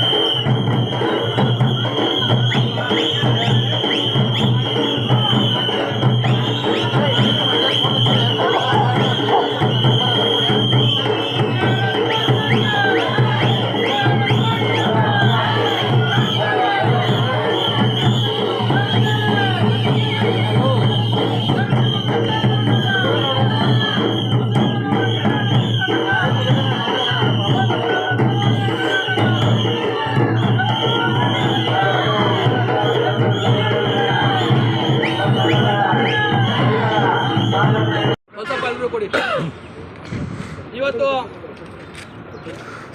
ಹಲವಾರು ಜನರು ಇಲ್ಲಿ ಬಂದಿದ್ದಾರೆ. ನಾವು ಈ ಅಭಿಯಾನ ಮಾಡೋದಕ್ಕೆ ಪೊಲೀಸರಿಗೆ ಹೇಳಿದ್ವಿ. ಯಾಕೆಂದರೆ ನಮಗೆ ಇಲ್ಲಿದ್ದಂಥ ಗೂಂಡಾಗಳು ಕಳೆದ ಬಾರಿ ನಮ್ಮ ಮೇಲೆ ಮುಗಿಬಿದ್ದು ನಮ್ಮ ಮೇಲೆ ಹಲ್ಲೆ ಮಾಡಿದರು, ನಮ್ಮ ಮೇಲೆ ದೌರ್ಜನ್ಯವನ್ನು ಮಾಡಿದರು, ದೈಹಿಕ ಹಲ್ಲೆಯನ್ನು ಮಾಡಿದರು. ಮತ್ತೆ ಅದ್ರ ಬಗ್ಗೆ ದೂರು ಕೊಟ್ಟಂಥ ಸಂದರ್ಭದಲ್ಲಿ ಇವ್ರಿಗೆ ಹಲ್ಲೆನೇ ಆಗಿಲ್ಲ ಅಂತಕ್ಕಂಥ ರೀತಿಯಲ್ಲಿ ಪೊಲೀಸರು ಚಾರ್ಜ್ ಶೀಟನ್ನು ಹಾಕಿದ್ರು, ಬೀದಿಪಟ್ಟನ್ನು ಹಾಕಿದ್ರು. ಸೊ ಆ ಹಿನ್ನೆಲೆಯಲ್ಲಿ ಪೊಲೀಸರಿಗೆ ಒಂದು ಮಾತನ್ನು ಹೇಳಬೇಕು. ಪೊಲೀಸರಿಗೆ ವಿಚಾರವನ್ನು ತಿಳಿಸಿ, ಇದೊಂದು ಭಾರಿ ಅಕ್ರಮ ದಂಧೆ, ಖಾಸಗಿ ವ್ಯಕ್ತಿಗಳನ್ನು ಇಟ್ಕೊಂಡು ನಡೆಸ್ತಾ ಇರ್ತಕ್ಕಂಥ ದಂಧೆ ಇದು. ಹಾಗಾಗಿ ಪೊಲೀಸರಿಗೆ ಮಾಹಿತಿ ಕೊಟ್ಟು ಬರಬೇಕು ಅಂತ ಹೇಳಿ ನಾವು ಇವತ್ತು ಪೊಲೀಸರಿಗೆ ಮಾಹಿತಿಯನ್ನು ಕೊಟ್ಟು ಅಭಿಯಾನವನ್ನು ನಡೆಸೋದಕ್ಕೆ ಬಂದಿದ್ದೀವಿ. ಒಂದು 20-30 ಜನರು ನಮ್ಮ ಪಕ್ಷದ ಸೈನಿಕರು ಇಲ್ಲಿದ್ದೀವಿ. ನಾವು ಬಹುತೇಕವಾಗಿ ಹೊಡೆದಿದ್ದಾರೆ. ನಾವು ಭ್ರಷ್ಟರು, ನೀಚರು, ರೌಡಿಗಳು, ಸಮಾಜಘಾತಕರು ಹಲವಾರು ಸಂದರ್ಭಗಳಲ್ಲಿ ನಮ್ಮ ಮೇಲೆ ಕೈ ಮಾಡಿದ್ದಾರೆ. ಆದರೆ ನಮ್ಮ ಪಕ್ಷದ ಯಾವೊಬ್ಬ ವ್ಯಕ್ತಿಯು ಇದುವರೆಗೂ ಅಂತಹ ಯಾವೊಬ್ಬ ಹುಚ್ಚ ನಾಯಿಗಳ ವಿರುದ್ಧ ಕೈ ಮಾಡಿದ ನಾವು. ನಮ್ಮ ದೃಷ್ಟಿಯಲ್ಲಿ ಅವರೆಲ್ಲ ಹುಚ್ಚ ನಾಯಿಗಳು. ಮನುಷ್ಯರಾಗಿದ್ದರೆ ಮನುಷ್ಯರ ಥರ ವರ್ತನೆ ಮಾಡ್ತಾರೆ, ಮನುಷ್ಯರನ್ನ ಮನುಷ್ಯರ ಥರ ನೋಡ್ತಾರೆ. ಆದರೆ ಹುಚ್ಚು ಕಳೆದಿರೋ ಹುಚ್ಚು ನಾಯಿಗಳು, ಮನೆಯಿಂದ ಅಪ್ಪ ಅಮ್ಮ ಕುಟುಂಬದವರು ನಾಯಿ ನಿನ್ನ ಮನೆ ಬಿಟ್ಟು ಹೋಗು ಅಂತ ಹೇಳಿ ಹೊರ ಹಾಕಿರ್ತಕ್ಕಂಥ ನಾಯಿಗಳು ಬಂದು ಮಾಡ್ತಕ್ಕಂಥ ಕೆಲಸ ಅದು. ಹಾಗಾಗಿ ಅಂಥ ನಾಯಿಗಳ ವಿರುದ್ಧ ನಮ್ಮ ಹೋರಾಟ ಅಲ್ಲ. ನಮ್ಮ ಹೋರಾಟ ಏನಿದ್ರು ಕೋಟ್ಯಾಂತರ ಕನ್ನಡಿಗರಿಗೆ, ಕೋಟ್ಯಾಂತರ ರಾಜ್ಯ ಜನರಿಗೆ ಅನ್ಯಾಯ ಮಾಡ್ತಾ ಇರತಕ್ಕಂಥ ಇಂಥ ಭ್ರಷ್ಟ ಆಡಳಿತ ವ್ಯವಸ್ಥೆ ವಿರುದ್ಧ ನಮ್ಮ ಹೋರಾಟ ಅಂತ ಹೇಳಿ ನಾವು ಅಂಥ ನಾಯಿಗಳ ವಿರುದ್ಧ ಕೈ ಮಾಡ್ತಾ ಇಲ್ಲ. ಅದು ಸರ್ಕಾರಿ ಅಧಿಕಾರಿಗಳಾಗಿರಲಿ, ಈಗ ನಾನು ಹೇಳಿದಾಗೆ ಹುಚ್ಚು ನಾಯಿಗಳಾಗಿರಲಿ, ಯಾರದೇ ವಿರುದ್ಧ. ಇವತ್ತು ಅಷ್ಟೇ ನಾವು ಭಾಳ ಶಾಂತಿಯುತವಾಗಿ ಒಳಗಡೆ ಹೋಗಿ, ಈಗ ಏನೆಲ್ಲ ನಮ್ಮ ಅಭಿಯಾನದ ಭಾಗವಾಗಿ ಒಂದು ಚೆಕ್ ಲಿಸ್ಟ್ ಇರುತ್ತೆ, ಒಂದು ಸಾರ್ವಜನಿಕ ಕಚೇರಿನಲ್ಲಿ ಏನೆಲ್ಲ ಇರಬೇಕು, ಮತ್ತು ಅವ್ರೇನು ಕರ್ತವ್ಯ ಮಾಡ್ತಾ ಇದ್ದಾರೆ, ಯಾವ ರೀತಿಯಾಗಿ ಇಲ್ಲಿ ವಸೂಲಿ ಕಾರ್ಯವನ್ನು ನಡೆಸ್ತಾ ಇದ್ದಾರೆ ಅನ್ನೋದನ್ನು ಅವರು ನಮ್ಗೆ ಹೇಳಿರ್ತಕ್ಕಂಥ ಅಧಿಕಾರಿಗಳು. ನಾವು ಒಂದು ಜನರು ಅಲ್ಲಿ ಒಳಗಡೆ ಹೋಗಿ ಅವ್ರನ್ನ ವಿಚಾರ ಮಾಡ್ತೀವಿ. ಲೈವ್ ಮಾಡ್ತಾ ಇರೋ ನಮ್ಮ ಜೊತೆಗೆ ಬನ್ನಿ. ನಾವು ಒಂದಷ್ಟು 2-3 ಜನ ಅಷ್ಟೇ ಮಾತಾಡ್ತೀವಿ, ಮಿಕ್ಕವ್ರು ಯಾರೂ ಮಾತಾಡಬೇಡಿ, ಮತ್ತು ಯಾರ ಹತ್ರನೂ ಚರ್ಚೆಗೆ ಹೋಗಬೇಡಿ. ಯಾರಾದ್ರೂ ಚರ್ಚೆ ಮಾಡಿದ್ರೆ ಹೌದಣ್ಣ ನಿಮಗೂ ಒಳ್ಳೇದು ಮಾಡೋಕ್ಕೆ ಬಂದಿದ್ದೀವಿ, ಈ ನಾಡನ್ನು ಕಾಪಾಡೋದಕ್ಕೆ ಬಂದಿದ್ದೀವಿ, ಈ ರಾಜ್ಯವನ್ನು ಉಳಿಸ್ಕೊಳ್ಳೋದಕ್ಕೆ ಬಂದಿದ್ದೀವಿ. ನಾಳೆ ನಿಮ್ಮ ಮಕ್ಕಳು, ನಿಮ್ಮ ಅಕ್ಕ ತಂಗಿಯರು, ನಿಮ್ಮ ಅಣ್ಣ ತಮ್ಮಂದಿರು, ಮುಂದೆ ಬರ್ತಕ್ಕಂಥ ನಮ್ಮ ಮಕ್ಕಳ ಭವಿಷ್ಯವನ್ನು ಚೆನ್ನಾಗಿರಬೇಕು ಅಂದರೆ ಒಂದು ಒಳ್ಳೆಯ ರಾಜ್ಯವನ್ನು, ನಾಡನ್ನು ಕಟ್ಟೋದಕ್ಕೆ ನಾವು ಬಂದಿದ್ದೀವಿ. ಇನ್ನೊಂದು ವಿಚಾರ ಹೇಳಬೇಕು, ಇಲ್ಲಿ ಯಾರೆಲ್ಲ ಹೋರಾಟ ಮಾಡೋದಕ್ಕೆ ಬರ್ತಾರೋ ಅವ್ರಿಗೆಲ್ಲ ಒಂದು ರೇಟ್ ಫಿಕ್ಸ್ ಮಾಡ್ತಾರಂತೆ ಹೋರಾಟಗಾರರಿಗೆ. ಪಾಪ ನಮ್ಮ ಮಹೇಶ್ಗೆ ರೇಟ್ ಫಿಕ್ಸ್ ಮಾಡ್ಕೊ ಅಂತ ಹೇಳಿ ಅವನಿಗೆ 4-5 ವರ್ಷಗಳಿಂದ ಆತನಿಗೆ ದುಂಬಾಲು ಬಿದ್ದಿದ್ದಾರಂತೆ. ನೀನೊಂದು ರೇಟ್ ಫಿಕ್ಸ್ ಮಾಡ್ಕೋ, ಸುಮ್ಮನೆ ಇರು ಅಂತ. ಸೊ ಆತನಿಗೆ ರೇಟ್ ಫಿಕ್ಸ್ ಮಾಡ್ಕೊಳ್ಳೋ ಹೋರಾಟ KRS ಪಕ್ಷದ ಹೋರಾಟ ಅಲ್ಲ. KRS ಪಕ್ಷದ ಹೋರಾಟ ಪಕ್ಷಕ್ಕೆ ಮತ್ತು ನಮ್ಮದು ಕೇವಲ ನ್ಯಾಯದ ಪರವಾದ ಹೋರಾಟ. ನಮ್ಮ ಬೇಡಿಕೆ ಇವ್ರು ಕೊಡ್ತಕ್ಕಂಥ ಜುಜುಬಿ ಕಾಸಲ್ಲ. ನಮ್ಮ ಬೇಡಿಕೆ ನ್ಯಾಯ. ನ್ಯಾಯಕ್ಕೆ ನ್ಯಾಯವೇ ಸರಿಸಮಾನ, ನ್ಯಾಯಕ್ಕೆ ಇನ್ಯಾವುದು ಸರಿಸಮಾನ ಅಲ್ಲ ಅಂತ ತಿಳ್ಕೊಂಡು ಹೋರಾಟ ಮಾಡ್ತಾ ಇರ್ತಕ್ಕಂಥದ್ದು KRS ಪಕ್ಷ. ಹಾಗಾಗಿ ನಾವು ಜನಪರವಾದ ಹೋರಾಟವನ್ನು, ಜನರಿಗೆ ಈ ರಾಜ್ಯವನ್ನು, ಈ ನಾಡನ್ನು ಕಟ್ಟತಕ್ಕಂಥ ಹೋರಾಟವನ್ನು ಇದು ಮಾಡ್ತಾ ಇರೋವಂಥದ್ದು. ಹಾಗಾಗಿ ಎಲ್ಲರೂ ಅಂಥ ಹುಚ್ಚುನಾಯಿಗಳು ಬಂದಿದ್ರು ಅವ್ರೂ ಸಹಕರಿಸಲಿ ಅಂತ ಕೇಳ್ಕೊತಾ ನಾವೀಗ ಒಳಗಡೆ ಹೋಗೋಣ. ಹಾಗೆ ಫೋಟೋ ತಗೊಳ್ಳಿ, ಅವರು ಫೋಟೋ ತಗೊಳ್ಳಿ.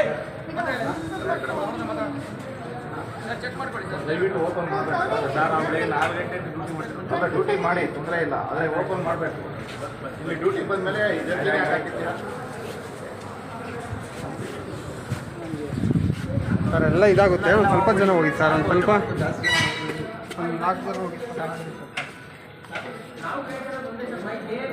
ಈಗ ನೀವು ರೆಸಿಪ್ಟ್ ಹಾಕಿದ್ದೀರಾ, ಈ ರೆಸಿಪ್ಟ್ ವೈಲೇಷನ್ ನಿಮ್ಗೆ ಗೊತ್ತಾಗಿದೆ ಅಂತ ಕೇಳ್ತಾ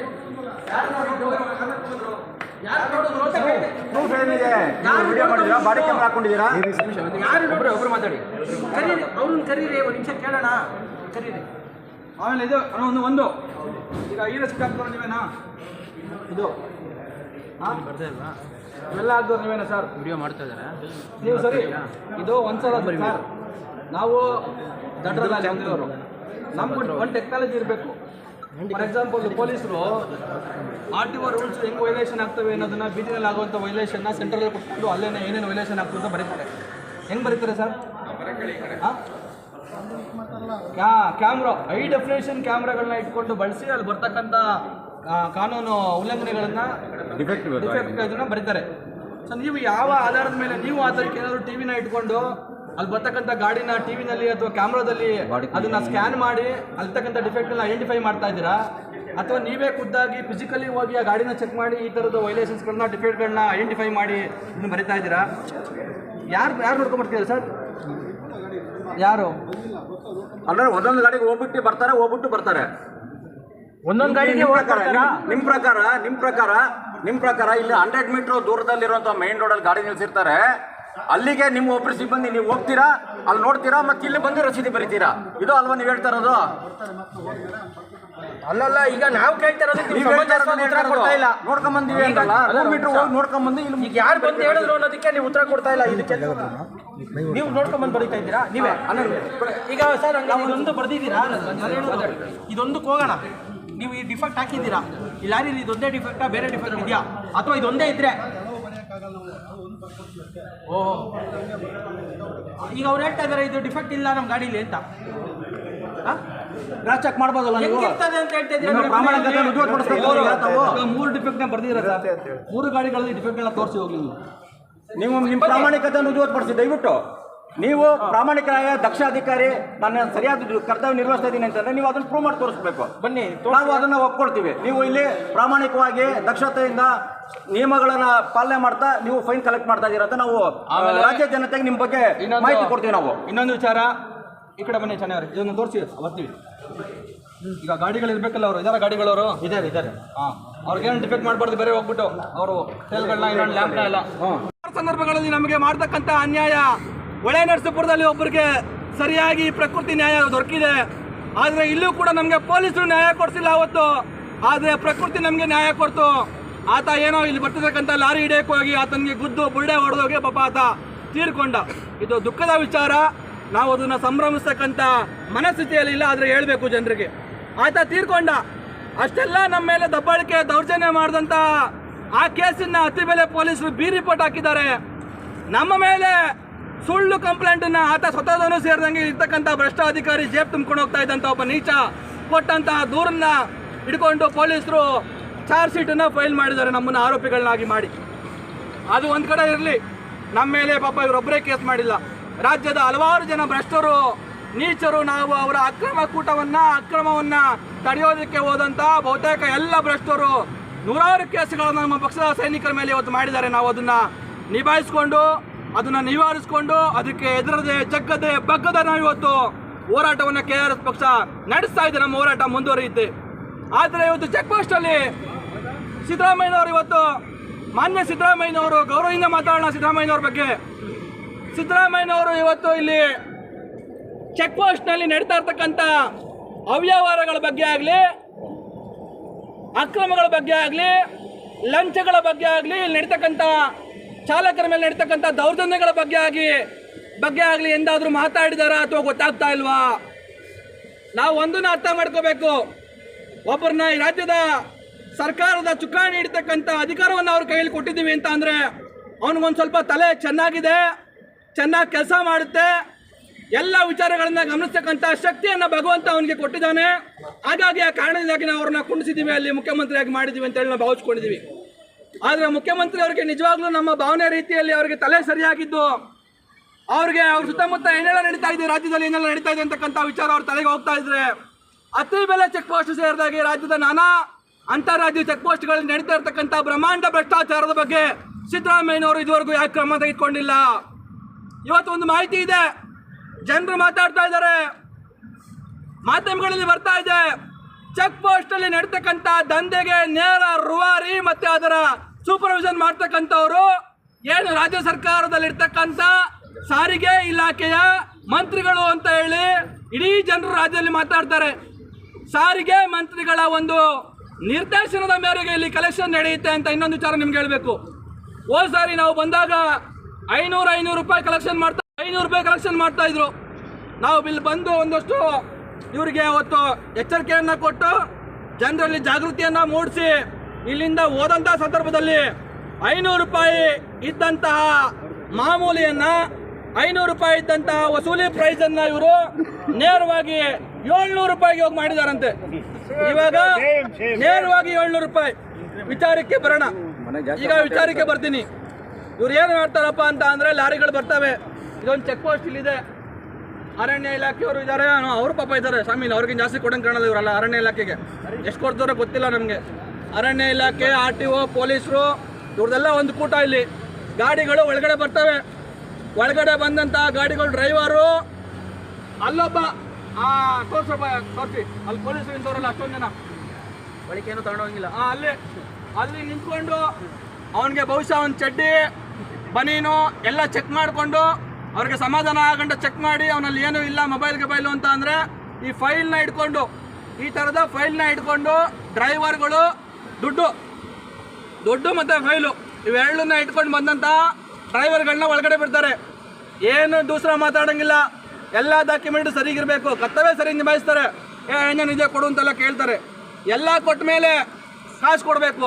ಎಷ್ಟು ಇವ್ರೇನು ಫಿಕ್ಸ್ ಮಾಡ್ತಾರೆ? 500 ರೂಪಾಯಿ, 700 ರೂಪಾಯಿ, 1000 ರೂಪಾಯಿ. ಅಥವಾ ಅವ್ರಿಗೆ ಮನಸೋ ಇಚ್ಛೆ, ಅವ್ರಿಗೆ ಮನೆಯಲ್ಲಿ ಅವ್ರ ಹೆಂಡತಿಗೆ ರಿಕ್ವೈರ್ಮೆಂಟ್ ಜಾಸ್ತಿ ಆಯಿತು, ಅವ್ರ ಹೆಂಡತಿಗೆಲ್ಲೋ ಫಾರಿನ್ ಟ್ರಿಪ್ ಹೋಗಬೇಕು, ಅಥವಾ ಅವ್ರ ಮಕ್ಕಳಿಗೆ ರಜಾ ಇದೆ, ಇನ್ನೆಲ್ಲೋ ಕರ್ಕೊಂಡೋಗಿ ಅವ್ರ ಮಕ್ಕಳಿಗೆ ಏನೋ ಕೊಡಿಸ್ಬೇಕು ಅಂತ ಅಂದರೆ ಈ ನೀಚರಿಗೆ ಇವ್ರಿಗೆ ಯಾವ ಭಾಷೆಯಲ್ಲಿ ಬೈಯಬೇಕು ಗೊತ್ತಿಲ್ಲ. ಈ ನೀಚರಿಗೆ ಡ್ರೈವರ್ಗಳ ಕುಟುಂಬದ ಬಗ್ಗೆ ಯೋಚನೆ, ಕಾಳಜಿ ಇಲ್ದಕ್ಕಂಥ ಕೇವಲ ತಮ್ಮ ಕುಟುಂಬಗಳ ಬಗ್ಗೆ ಅಷ್ಟೇ ಯೋಚನೆ ಇರ್ತಕ್ಕಂಥ ನೀಚಾಧಿಕಾರಿಗಳು ಮನಸ್ಸೋ ಇಚ್ಛೆ ಡ್ರೈವರ್ಗಳನ್ನ ಸುಲಿಗೆ ಮಾಡಿ ಹೋಗ್ತಾರೆ. ಆ ಥರದ ವ್ಯವಹಾರ ಇಲ್ಲಿ ನಡೀತಾ ಇದೆ. ಇಲ್ಲಿ ಇನ್ನೊಂದು ಹೇಳಬೇಕು, ಅಲ್ಲಿ ನೋಡಿ, ಒಂದು ನೇರವಾಗಿ ದುಡ್ಡು ಸುಲಿ ಮಾಡ್ತಾರೆ. 1000 ರೂಪಾಯಿ, 500 ರೂಪಾಯಿ, 700 ರೂಪಾಯಿ ಕೊಟ್ಟೋಗ್ಬೇಕು. ಇನ್ನೊಂದು ಈ ಥರದ್ದು ಏನು ಅವ್ರಿಗೆ ನಾಮಕಾವಸ್ತು ರೆಸಿಪ್ಟು. ಇಲ್ಲೊಬ್ಬ ಡ್ರೈವರ್ ಬಂದಿದ್ದಾನೆ, ಅವನು ತಮಿಳ್ನಾಡಿನ ಡ್ರೈವರು. ಅಲ್ಲಿಂದ ಹೋಗ್ತಾ ಇಲ್ಲೆಲ್ಲೋ ಏನೋ ಸರ್ ತಗೊಂಡೋಗಿ ಬಂದಿದ್ದಾನೆ. ಅವನಿಗೆ ಇಲ್ಲೊಬ್ಬ ಬೇಕೂಫು, ನಾನು ಕೇಳ್ತೀನಿ ಅವನಿಗೆ ಬೇಕೂಫನ್ಗೆ ಹೋದ್ದು. ಆ ಬೇಕೂಫನ್ಗೆ ಒಂದು ಒಳ್ಳೆ ಮರ್ಯಾದೆ ಮಾಡಬೇಕು. ಇವತ್ತು ರೆಸಿಪ್ಟ್ ಆಗ್ತವನಿಗೆ. ಇವನ್ ಗಾಡಿ ಅಲ್ಲೆಲ್ಲೋ ಇದೆ, ನಿಲ್ಲಿಸ್ಬಿಟ್ಟು ಫೈಲ್ ತಗೊಂಬಂದವನೆ. ಇವನಿಗೆ ಅವನು ಏನು ಹಾಕಿದ್ದಾನೆ, 500 ರೂಪಾಯಿ ಅವ್ನಿಗೆ ಹಾಕಿಸ್ಕೊಂಡು ಅಂತ ಗೊತ್ತಿಲ್ಲ. ಅವನಿಗೆ 500 ರೂಪಾಯಿ ಕೊಟ್ಟ ಇವನು. ಬಂಧುಗಳೇ ನಮಸ್ಕಾರ. ಕರ್ನಾಟಕ ರಾಷ್ಟ್ರ ಸಮಿತಿ ಪಕ್ಷ ಇಡೀ ರಾಜ್ಯದಲ್ಲಿ ಏನಿವತ್ತು ಭ್ರಷ್ಟ ರಾಜಕೀಯ ಪಕ್ಷಗಳು ಭ್ರಷ್ಟಾಚಾರವನ್ನು ಪೋಷಣೆ ಮಾಡ್ತಾ, ಭ್ರಷ್ಟಾಚಾರವನ್ನು ರಕ್ಷಣೆ ಮಾಡ್ತಾ, ಭ್ರಷ್ಟರನ್ನು ತಮ್ಮ ಬೆನ್ನೆಲುಬಾಗಿ ಇಟ್ಕೊಂಡು ರಾಜಕಾರಣ ಮಾಡ್ತಾ ಇದ್ದಾರೆ. ಇವತ್ತು ದೇಶದಲ್ಲಿ, ರಾಜ್ಯದಲ್ಲಿರ್ತಕ್ಕಂಥ ಬಡತನ, ಅಸಮಾನತೆ ಇವೆಲ್ಲದಕ್ಕೂ ಕಾರಣ ಇವತ್ತು ಭ್ರಷ್ಟಾಚಾರ ಆಗಿದೆ ಅಂತ ಹೇಳಿ ನಮ್ಮೆಲ್ಲರಿಗೂ ಗೊತ್ತಾಗಿದೆ. ಆದರೆ ಭ್ರಷ್ಟ ರಾಜಕಾರಣಿಗಳು ಯಾವುದೇ ಪಕ್ಷ ಸರ್ಕಾರಕ್ಕೆ ಬಂದರೂ ಏನು ಒಂದು ಭ್ರಷ್ಟಾಚಾರದ ವ್ಯವಸ್ಥೆ ಇದೆ, ಭ್ರಷ್ಟಾಚಾರದ ಕೂಪ ಇದೆ, ಇದನ್ನು ಮುಂದುವರಿಸ್ತಾನೆ, ಪೋಷಣೆ ಮಾಡ್ತಾನೆ ಬರ್ತಾ ಇದ್ದಾವೆ. ಕರ್ನಾಟಕ ರಾಷ್ಟ್ರ ಸಮಿತಿ ಪಕ್ಷ ಜನರಲ್ಲಿ ಒಂದಷ್ಟು ಜಾಗೃತಿಯನ್ನು ಮೂಡಿಸಬೇಕು, ಜನರಿಗೆ ಮಾಹಿತಿಯನ್ನು ಕೊಡಬೇಕು, ಜನರನ್ನು ಸಬಲರನ್ನಾಗಿ ಮಾಡಬೇಕು, ಜನ ಸಬಲೀಕರಣವನ್ನು ಮಾಡಬೇಕು ಅಂತ ಹೇಳಿ ನಮ್ಮ ರಾಜ್ಯಾಧ್ಯಕ್ಷರಾದಂತಹ ರವಿಕೃಷ್ಣ ರೆಡ್ಡಿ ಅವರು ಹಾಗೂ ಉಪಾಧ್ಯಕ್ಷರಾದಂತಹ ಲಿಂಗೇಗೌಡರವರ ನೇತೃತ್ವದಲ್ಲಿ ರಾಜ್ಯಾದ್ಯಂತ ಲಂಚ ಮುಕ್ತ ಕರ್ನಾಟಕ ಅಭಿಯಾನಗಳನ್ನು ಮಾಡ್ತಾ ಬಂದಿದೆ. ಈಗಾಗಲೇ ರಾಜ್ಯದಲ್ಲಿ ನಮ್ಮ ಪಕ್ಷ ಸ್ಥಾಪನೆಯಾಗಿ 5 ವರ್ಷಗಳಲ್ಲಿ, ಈಗ ಆಗಸ್ಟ್ 10ನೇ ತಾರೀಕು ಬಂದರೆ ನಮ್ಮ ಪಕ್ಷಕ್ಕೆ 5 ವರ್ಷ ಆಗ್ತಿದೆ. ಸಾವಿರಾರು ಸರ್ಕಾರಿ ಕಚೇರಿಗಳಿಗೆ ಭೇಟಿ ನೀಡಿ ನಮ್ಮ ಪಕ್ಷದ ನಿಯೋಗ ಒಂದು ಸರ್ಕಾರಿ ಕಚೇರಿ ಪಾರದರ್ಶಕವಾಗಿ, ಪ್ರಾಮಾಣಿಕವಾಗಿ ಕೆಲಸ ನಿರ್ವಹಿಸಬೇಕು, ದಕ್ಷತೆಯಿಂದ ಒಂದು ಕಚೇರಿಯಲ್ಲಿನ ಮುಖ್ಯಸ್ಥರು, ಅಧಿಕಾರಿಗಳು ಕರ್ತವ್ಯ ನಿರ್ವಹಿಸಬೇಕು, ಸಾರ್ವಜನಿಕರಿಗೆ ಸುಲಭವಾಗಿ ಸೇವೆಗಳು ಲಂಚ ಇಲ್ಲದೆ ಸಿಗಬೇಕಂತ ಅಂದರೆ ಯಾವೆಲ್ಲ ರೀತಿಯಲ್ಲಿ ಆ ಕಚೇರಿ ಇರಬೇಕು, ಏನೆಲ್ಲ ಮಾನದಂಡಗಳನ್ನು ಅನುಸರಿಸಬೇಕು, ಸರ್ಕಾರದಿಂದ ಬಂದಿರತಕ್ಕಂಥ ಯಾವೆಲ್ಲ ಸುತ್ತೋಲೆ ನಿಯಮಗಳನ್ನು ಅಧಿಕಾರಿಗಳು ಪಾಲನೆ ಮಾಡಬೇಕು ಅನ್ನೋದನ್ನು ಖುದ್ದಾಗಿ ಸರ್ಕಾರಿ ಕಚೇರಿಗಳಿಗೆ ಭೇಟಿ ನೀಡಿ ಅಧಿಕಾರಿಗಳಿಗೆ ಮನವರಿಕೆ ಮಾಡಿ, ಅದೇ ಸಂದರ್ಭದಲ್ಲಿ ಅಲ್ಲಿ ಕೆಲಸಕ್ಕಾಗಿ ಬರ್ತಕ್ಕಂಥ ನಾಗರಿಕರಿಗೆ ಲಂಚ ಕೊಡದಂಗೆ ಕೆಲಸ ಮಾಡಿಸ್ಕೊಳ್ಳೋದು ಹೇಗೆ ಅಂತಕ್ಕಂಥ ಒಂದು ಜಾಗೃತಿಯನ್ನು ಮೂಡಿಸ್ತಕ್ಕಂಥ ಕೆಲಸವನ್ನು ಕರ್ನಾಟಕ ರಾಷ್ಟ್ರ ಸಮಿತಿ ಪಕ್ಷ ನಿರಂತರವಾಗಿ ಮಾಡ್ತಾ ಬಂದಿದೆ. ಇವತ್ತು ಅದರ ಭಾಗವಾಗಿ ನಾವು ಅತ್ತಿಬೆಲೆ ಚೆಕ್ ಪೋಸ್ಟು ನಿಮ್ಮೆಲ್ರಿಗೂ ಗೊತ್ತಿರೋ ಹಾಗೆ ಜನಸಾಮಾನ್ಯರಿಗೆ ಒಂದು ರೀತಿಯಲ್ಲಿ ಆಡೋ ಮಕ್ಕಳಿಗೂ ಗೊತ್ತು ಇವತ್ತು ಭ್ರಷ್ಟಾಚಾರ ಎಲ್ಲಿ ನಡೆಯುತ್ತೆ ಮತ್ತು ಯಾವ ಪ್ರಮಾಣದಲ್ಲಿ ಭ್ರಷ್ಟಾಚಾರ ಚೆಕ್ ಪೋಸ್ಟ್ಗಳಲ್ಲಿ ಅಂತಾರಾಜ್ಯ ಚೆಕ್ ಪೋಸ್ಟ್ಗಳಲ್ಲಿ ನಡೀತಾ ಇದೆ ಅಂತಕ್ಕಂಥದ್ದು ನಾನಾಗಲೇ ಹೇಳ್ದಂಗೆ ಆಡೋ ಮಕ್ಕಳನ್ನ ಕೇಳಿದ್ರು ಹೇಳ್ತಾರೆ ಯಾವ ಪ್ರಮಾಣದಲ್ಲಿ ಭ್ರಷ್ಟಾಚಾರ ನಡೀತಾ ಇದೆ ಅಂತ. ಇದು ಕೇವಲ ನಾವು ಊಹೆ ಮಾಡಿಕೊಂಡು ಕಲ್ಪನೆ ಮಾಡಿಕೊಂಡು ಮಾತಾಡ್ತಾ ಇಲ್ಲ. ಈ ಹಿಂದೆ ಮುಖ್ಯವಾಗಿ ಅತ್ತಿಬೆಲೆ ಚೆಕ್ ಪೋಸ್ಟು ಏನು ತಮಿಳುನಾಡು ಮತ್ತು ಕರ್ನಾಟಕದ ಬೆಂಗಳೂರು ಬಾರ್ಡ್ರಲ್ಲಿ ಇರ್ತಕ್ಕಂಥ ಅತ್ತಿಬೆಲೆ ಚೆಕ್ ಪೋಸ್ಟ್ನಲ್ಲೇ ಹಲವಾರು ಸಂದರ್ಭಗಳಲ್ಲಿ ಭ್ರಷ್ಟಾಚಾರದ ಮುಖಾಂತರ ಇಲ್ಲಿನ ಭ್ರಷ್ಟ ಅಧಿಕಾರಿಗಳು ಯಾವ ರೀತಿಯಲ್ಲಿ ಕೆಲಸವನ್ನ ಮಾಡ್ತಾ ಇದ್ರು, ಯಾವ ರೀತಿಯಲ್ಲಿ ಭ್ರಷ್ಟಾಚಾರವನ್ನ ಎಸಗ್ತಾ ಇದ್ರು, ಲಂಚದ ಹಣವನ್ನ ಯಾವ ರೀತಿಯಾಗಿ ಏನು ಲೂಟಿ ಮಾಡಿ ಇಟ್ಕೊಂಡಂತ ಹಣವನ್ನ ತೆಕ್ಕೆ ಹಣವನ್ನ ಬಿಟ್ಟು ಓಡೋದ್ರು ಅಂತಕ್ಕಂಥದ್ದು ನಾವೆಲ್ಲರೂ ಮಾಧ್ಯಮಗಳಲ್ಲಿ ಬೇರೆ ಬೇರೆ ಪತ್ರಿಕೆಗಳಲ್ಲಿ ಓದಿದ್ದೀವಿ, ನೋಡಿದ್ದೀವಿ. ಕೇವಲ ಒಂದು ಪ್ರಕರಣ ಅಲ್ಲ, 16 ಪ್ರಕರಣಗಳು. 1 ತಿಂಗಳು 6 ತಿಂಗಳಿಗೆ ಒಂದ್ಸಲ ಲೋಕಾಯುಕ್ತ ರೈಡ್ ಆಗುತ್ತೆ.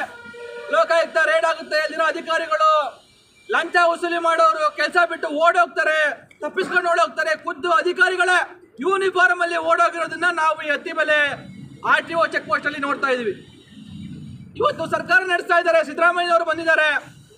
ಮಾನ್ಯ ಸಿದ್ದರಾಮಯ್ಯನವರು ಭ್ರಷ್ಟಾಚಾರದ ವಿರುದ್ಧ ಹೋರಾಟವನ್ನ ಮಾಡ್ತಾ ಬಿಜೆಪಿ ಅವ್ರದ್ದು ಬ್ರಹ್ಮಾಂಡ ಭ್ರಷ್ಟಾಚಾರ 40% ಕಮಿಷನ್ ಅಂತ ಹೇಳಿ ನಾವು ಅಂತ ಭ್ರಷ್ಟಾಚಾರವನ್ನ ನಿಲ್ಲಿಸ್ತೀವಿ ಅಂತ ಹೇಳಿ ಅಧಿಕಾರಕ್ಕೆ ಬಂದಂತ ಸಿದ್ದರಾಮಯ್ಯನವರ ಸರ್ಕಾರ ಈಗ ಅಧಿಕಾರದಲ್ಲಿದೆ. ನೀವು ಗಮನಿಸಬಹುದು, ಚೆಕ್ ಪೋಸ್ಟ್ಗಳು ಹಲವಾರು ಸರ್ಕಾರಗಳು ಬರ್ತಾ ಇರ್ತವೆ, ಹೋಗ್ತಾ ಇರ್ತವೆ. ಆದ್ರೆ ಚೆಕ್ ಪೋಸ್ಟ್ಗಳು ನಿರಂತರವಾಗಿ ಕೆಲಸವನ್ನ ಮಾಡ್ತಾ ಇರ್ತವೆ. ಅಲ್ಲಿರೋ ಅಧಿಕಾರಿಗಳದ್ದು ಒಂದೇ ರೀತಿಯ ಅಜೆಂಡಾ, ಒಂದೇ ರೀತಿಯ ಕೆಲಸ ಅವ್ರದ್ದು. ಏನಂತ ಅಂದ್ರೆ ವಸೂಲಿ ಮಾಡೋದು.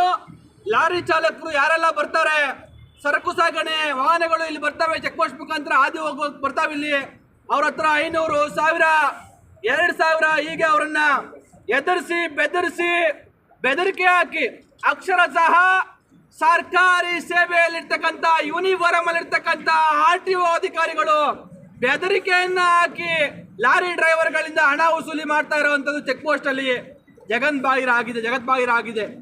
ಆ ಹಿನ್ನೆಲೆಯಲ್ಲೇ ಹಿಂದೆ 2022ರ ಸುಮಾರಲ್ಲಿ ಇಲ್ಲೇ ಖಾಸಗಿ ಟಿವಿಯವರು ಒಂದು ಸ್ಟಿಂಗ್ ಮಾಡೋದಕ್ಕೆ ಬರ್ತಾರೆ. ಅವರು ಸ್ಟಿಂಗ್ ಮಾಡಬೇಕಾದ ಸಂದರ್ಭದಲ್ಲಿ ಸುಮಾರು 4.5 ಲಕ್ಷ ರೂಪಾಯಿ, 4.5 ಲಕ್ಷ ನಗದು ಹಣವನ್ನ ಅಲ್ಲೊಬ್ಬ ವಸೂಲಿ ಮಾಡ್ತಾ ಇರೋನು ಬ್ಯಾಗ್ ಸಮೇತ ಅಲ್ಲೇ ಬಿಟ್ಟು ಓಡೋಗ್ತಾನೆ ಟಿವಿಯವರು ಬಂದ್ರು ಅಂತ. ಅದಾದ ನಂತರ ಇಡೀ ಕಚೇರಿಯ ಯಾವೊಬ್ಬ ಅಧಿಕಾರಿ ಆಗಲಿ ವ್ಯಕ್ತಿ ಆಗಲಿ ಆ 4.5 ಲಕ್ಷದ ಬಾಬತ್ತು ಯಾವುದು, ಅದು ಯಾವ ಅಕೌಂಟ್ ಅಲ್ಲಿ ಇಲ್ಲಿತ್ತು, ಯಾವ ಕಾರಣಕ್ಕಾಗಿ ಇಲ್ಲಿತ್ತು ಅಂತಕ್ಕಂಥದ್ದನ್ನ ವಿಚಾರವಾಗಿ ಬಂದು ಮಾತಾಡಿದವರು ಇಲ್ಲ. ಅದು 100%, 200% ನಾವು ಹೇಳ್ಬೋದು. ಈ ರೀತಿಯಾಗಿ ಏನು ಲಾರಿ ಚಾಲಕರು ಬರ್ತಾರೆ ಅವರನ್ನ ಎದುರಿಸಿ ಬೆದರಿಸಿ ಸುಲಿಗೆ ಮಾಡಿದಂತ 4.5 ಲಕ್ಷ ಹಣವನ್ನ ಬಿಟ್ಟು ಹೋದ್ರು. ಅದಾದ ಮೇಲೆ ಹಲವಾರು ಸಂದರ್ಭಗಳಲ್ಲಿ ಕರ್ನಾಟಕ ರಾಷ್ಟ್ರ ಸಮಿತಿ ಪಕ್ಷ, ನಮ್ಮ ಪಕ್ಷದ ರಾಜ್ಯಾಧ್ಯಕ್ಷರೇ ಆ ಒಂದು 4.5 ಲಕ್ಷ ಹಣ ಬಿಟ್ಟಂತಹ ಸಂದರ್ಭದಲ್ಲಿ ನಮ್ಮ ಅಧ್ಯಕ್ಷರೇ ಬಂದು ಕೇಳಿದ್ರು, ಇಲ್ಲಿ 4.5 ಲಕ್ಷ ಹಣ ಯಾರ್ದು, ಅದು ಹೇಗೆ ಇಲ್ಲಿ ಬಂತು, ಹೇಗೆ ಬಿಟ್ಟೋದ್ರು, ಹೇಗೆ ನೀವು ಯಾರು ಅದನ್ನ ಕ್ಲೈಮ್ ಮಾಡ್ತಾ ಇಲ್ಲ ನಮ್ದು ಅಂತ, ಹಾಗಾದ್ರೆ ಹಣ ಎಲ್ಲಿಂದ ಬಂತು, ಯಾರ್ದು ಅಂತ ಹೇಳಿ ಕೇಳೋದಕ್ಕೆ ಬಂದ್ರು. ಅವತ್ತು ನಮಗೇನು ಗೊತ್ತಿಲ್ಲ ಹಣದ ಬಗ್ಗೆ, ನಮ್ಗೇನು ಮಾಹಿತಿ ಇಲ್ಲ. ಪಾಪ ಅಮಾಯಕ ಪೊಲೀಸ್ ಕಾನ್ಸ್ಟೇಬಲ್ಗಳ ಮುಖಾಂತರ, ಇನ್ನೊಬ್ಬರ ಮುಖಾಂತರ ಪಾಪ ಅಮಾಯಕರನ್ನ ಬೀದಿಗೆ ಬಿಟ್ಟು ಆ ಕೆಲಸವನ್ನು ಮಾಡಿಸ್ತಾ ಇದ್ದಾರೆ ಇವತ್ತು ಪೊಲೀಸರು. ಇನ್ನೊಂದು ಕಡೆ ಟ್ರಾಫಿಕ್ ಪೊಲೀಸರು ಅವರು ಕೂಡ ನೇರವಾಗಿ ಇದರಲ್ಲಿ ಶಾಮೀಲಾಗಿದ್ದಾರೆ.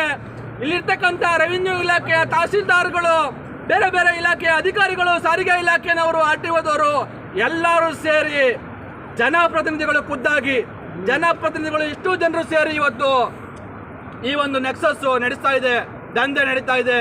ಅದ್ರ ಮುಖಾಂತರ ಇವತ್ತು ರಾಜ್ಯದಲ್ಲಿ ಕೋಟ್ಯಾಂತರ, ಕೋಟ್ಯಾಂತರ, ಲಕ್ಷಾಂತರ ಕೋಟಿ ರೂಪಾಯಿಗಳ ದಂಧೆ ಇವತ್ತು ಚೆಕ್ ಪೋಸ್ಟ್ಗಳಲ್ಲಿ ನಡೀತಾ ಇದೆ. ಆ ದುಡ್ಡು ಎಲ್ಲಿ ಹೋಗ್ತಾ ಇದೆ, ಆ ದುಡ್ಡು ಏನಾಗ್ತಾ ಇದೆ, ಆ ದುಡ್ಡು ನಡೆಯುತ್ತೆ ಬರುತ್ತೆ.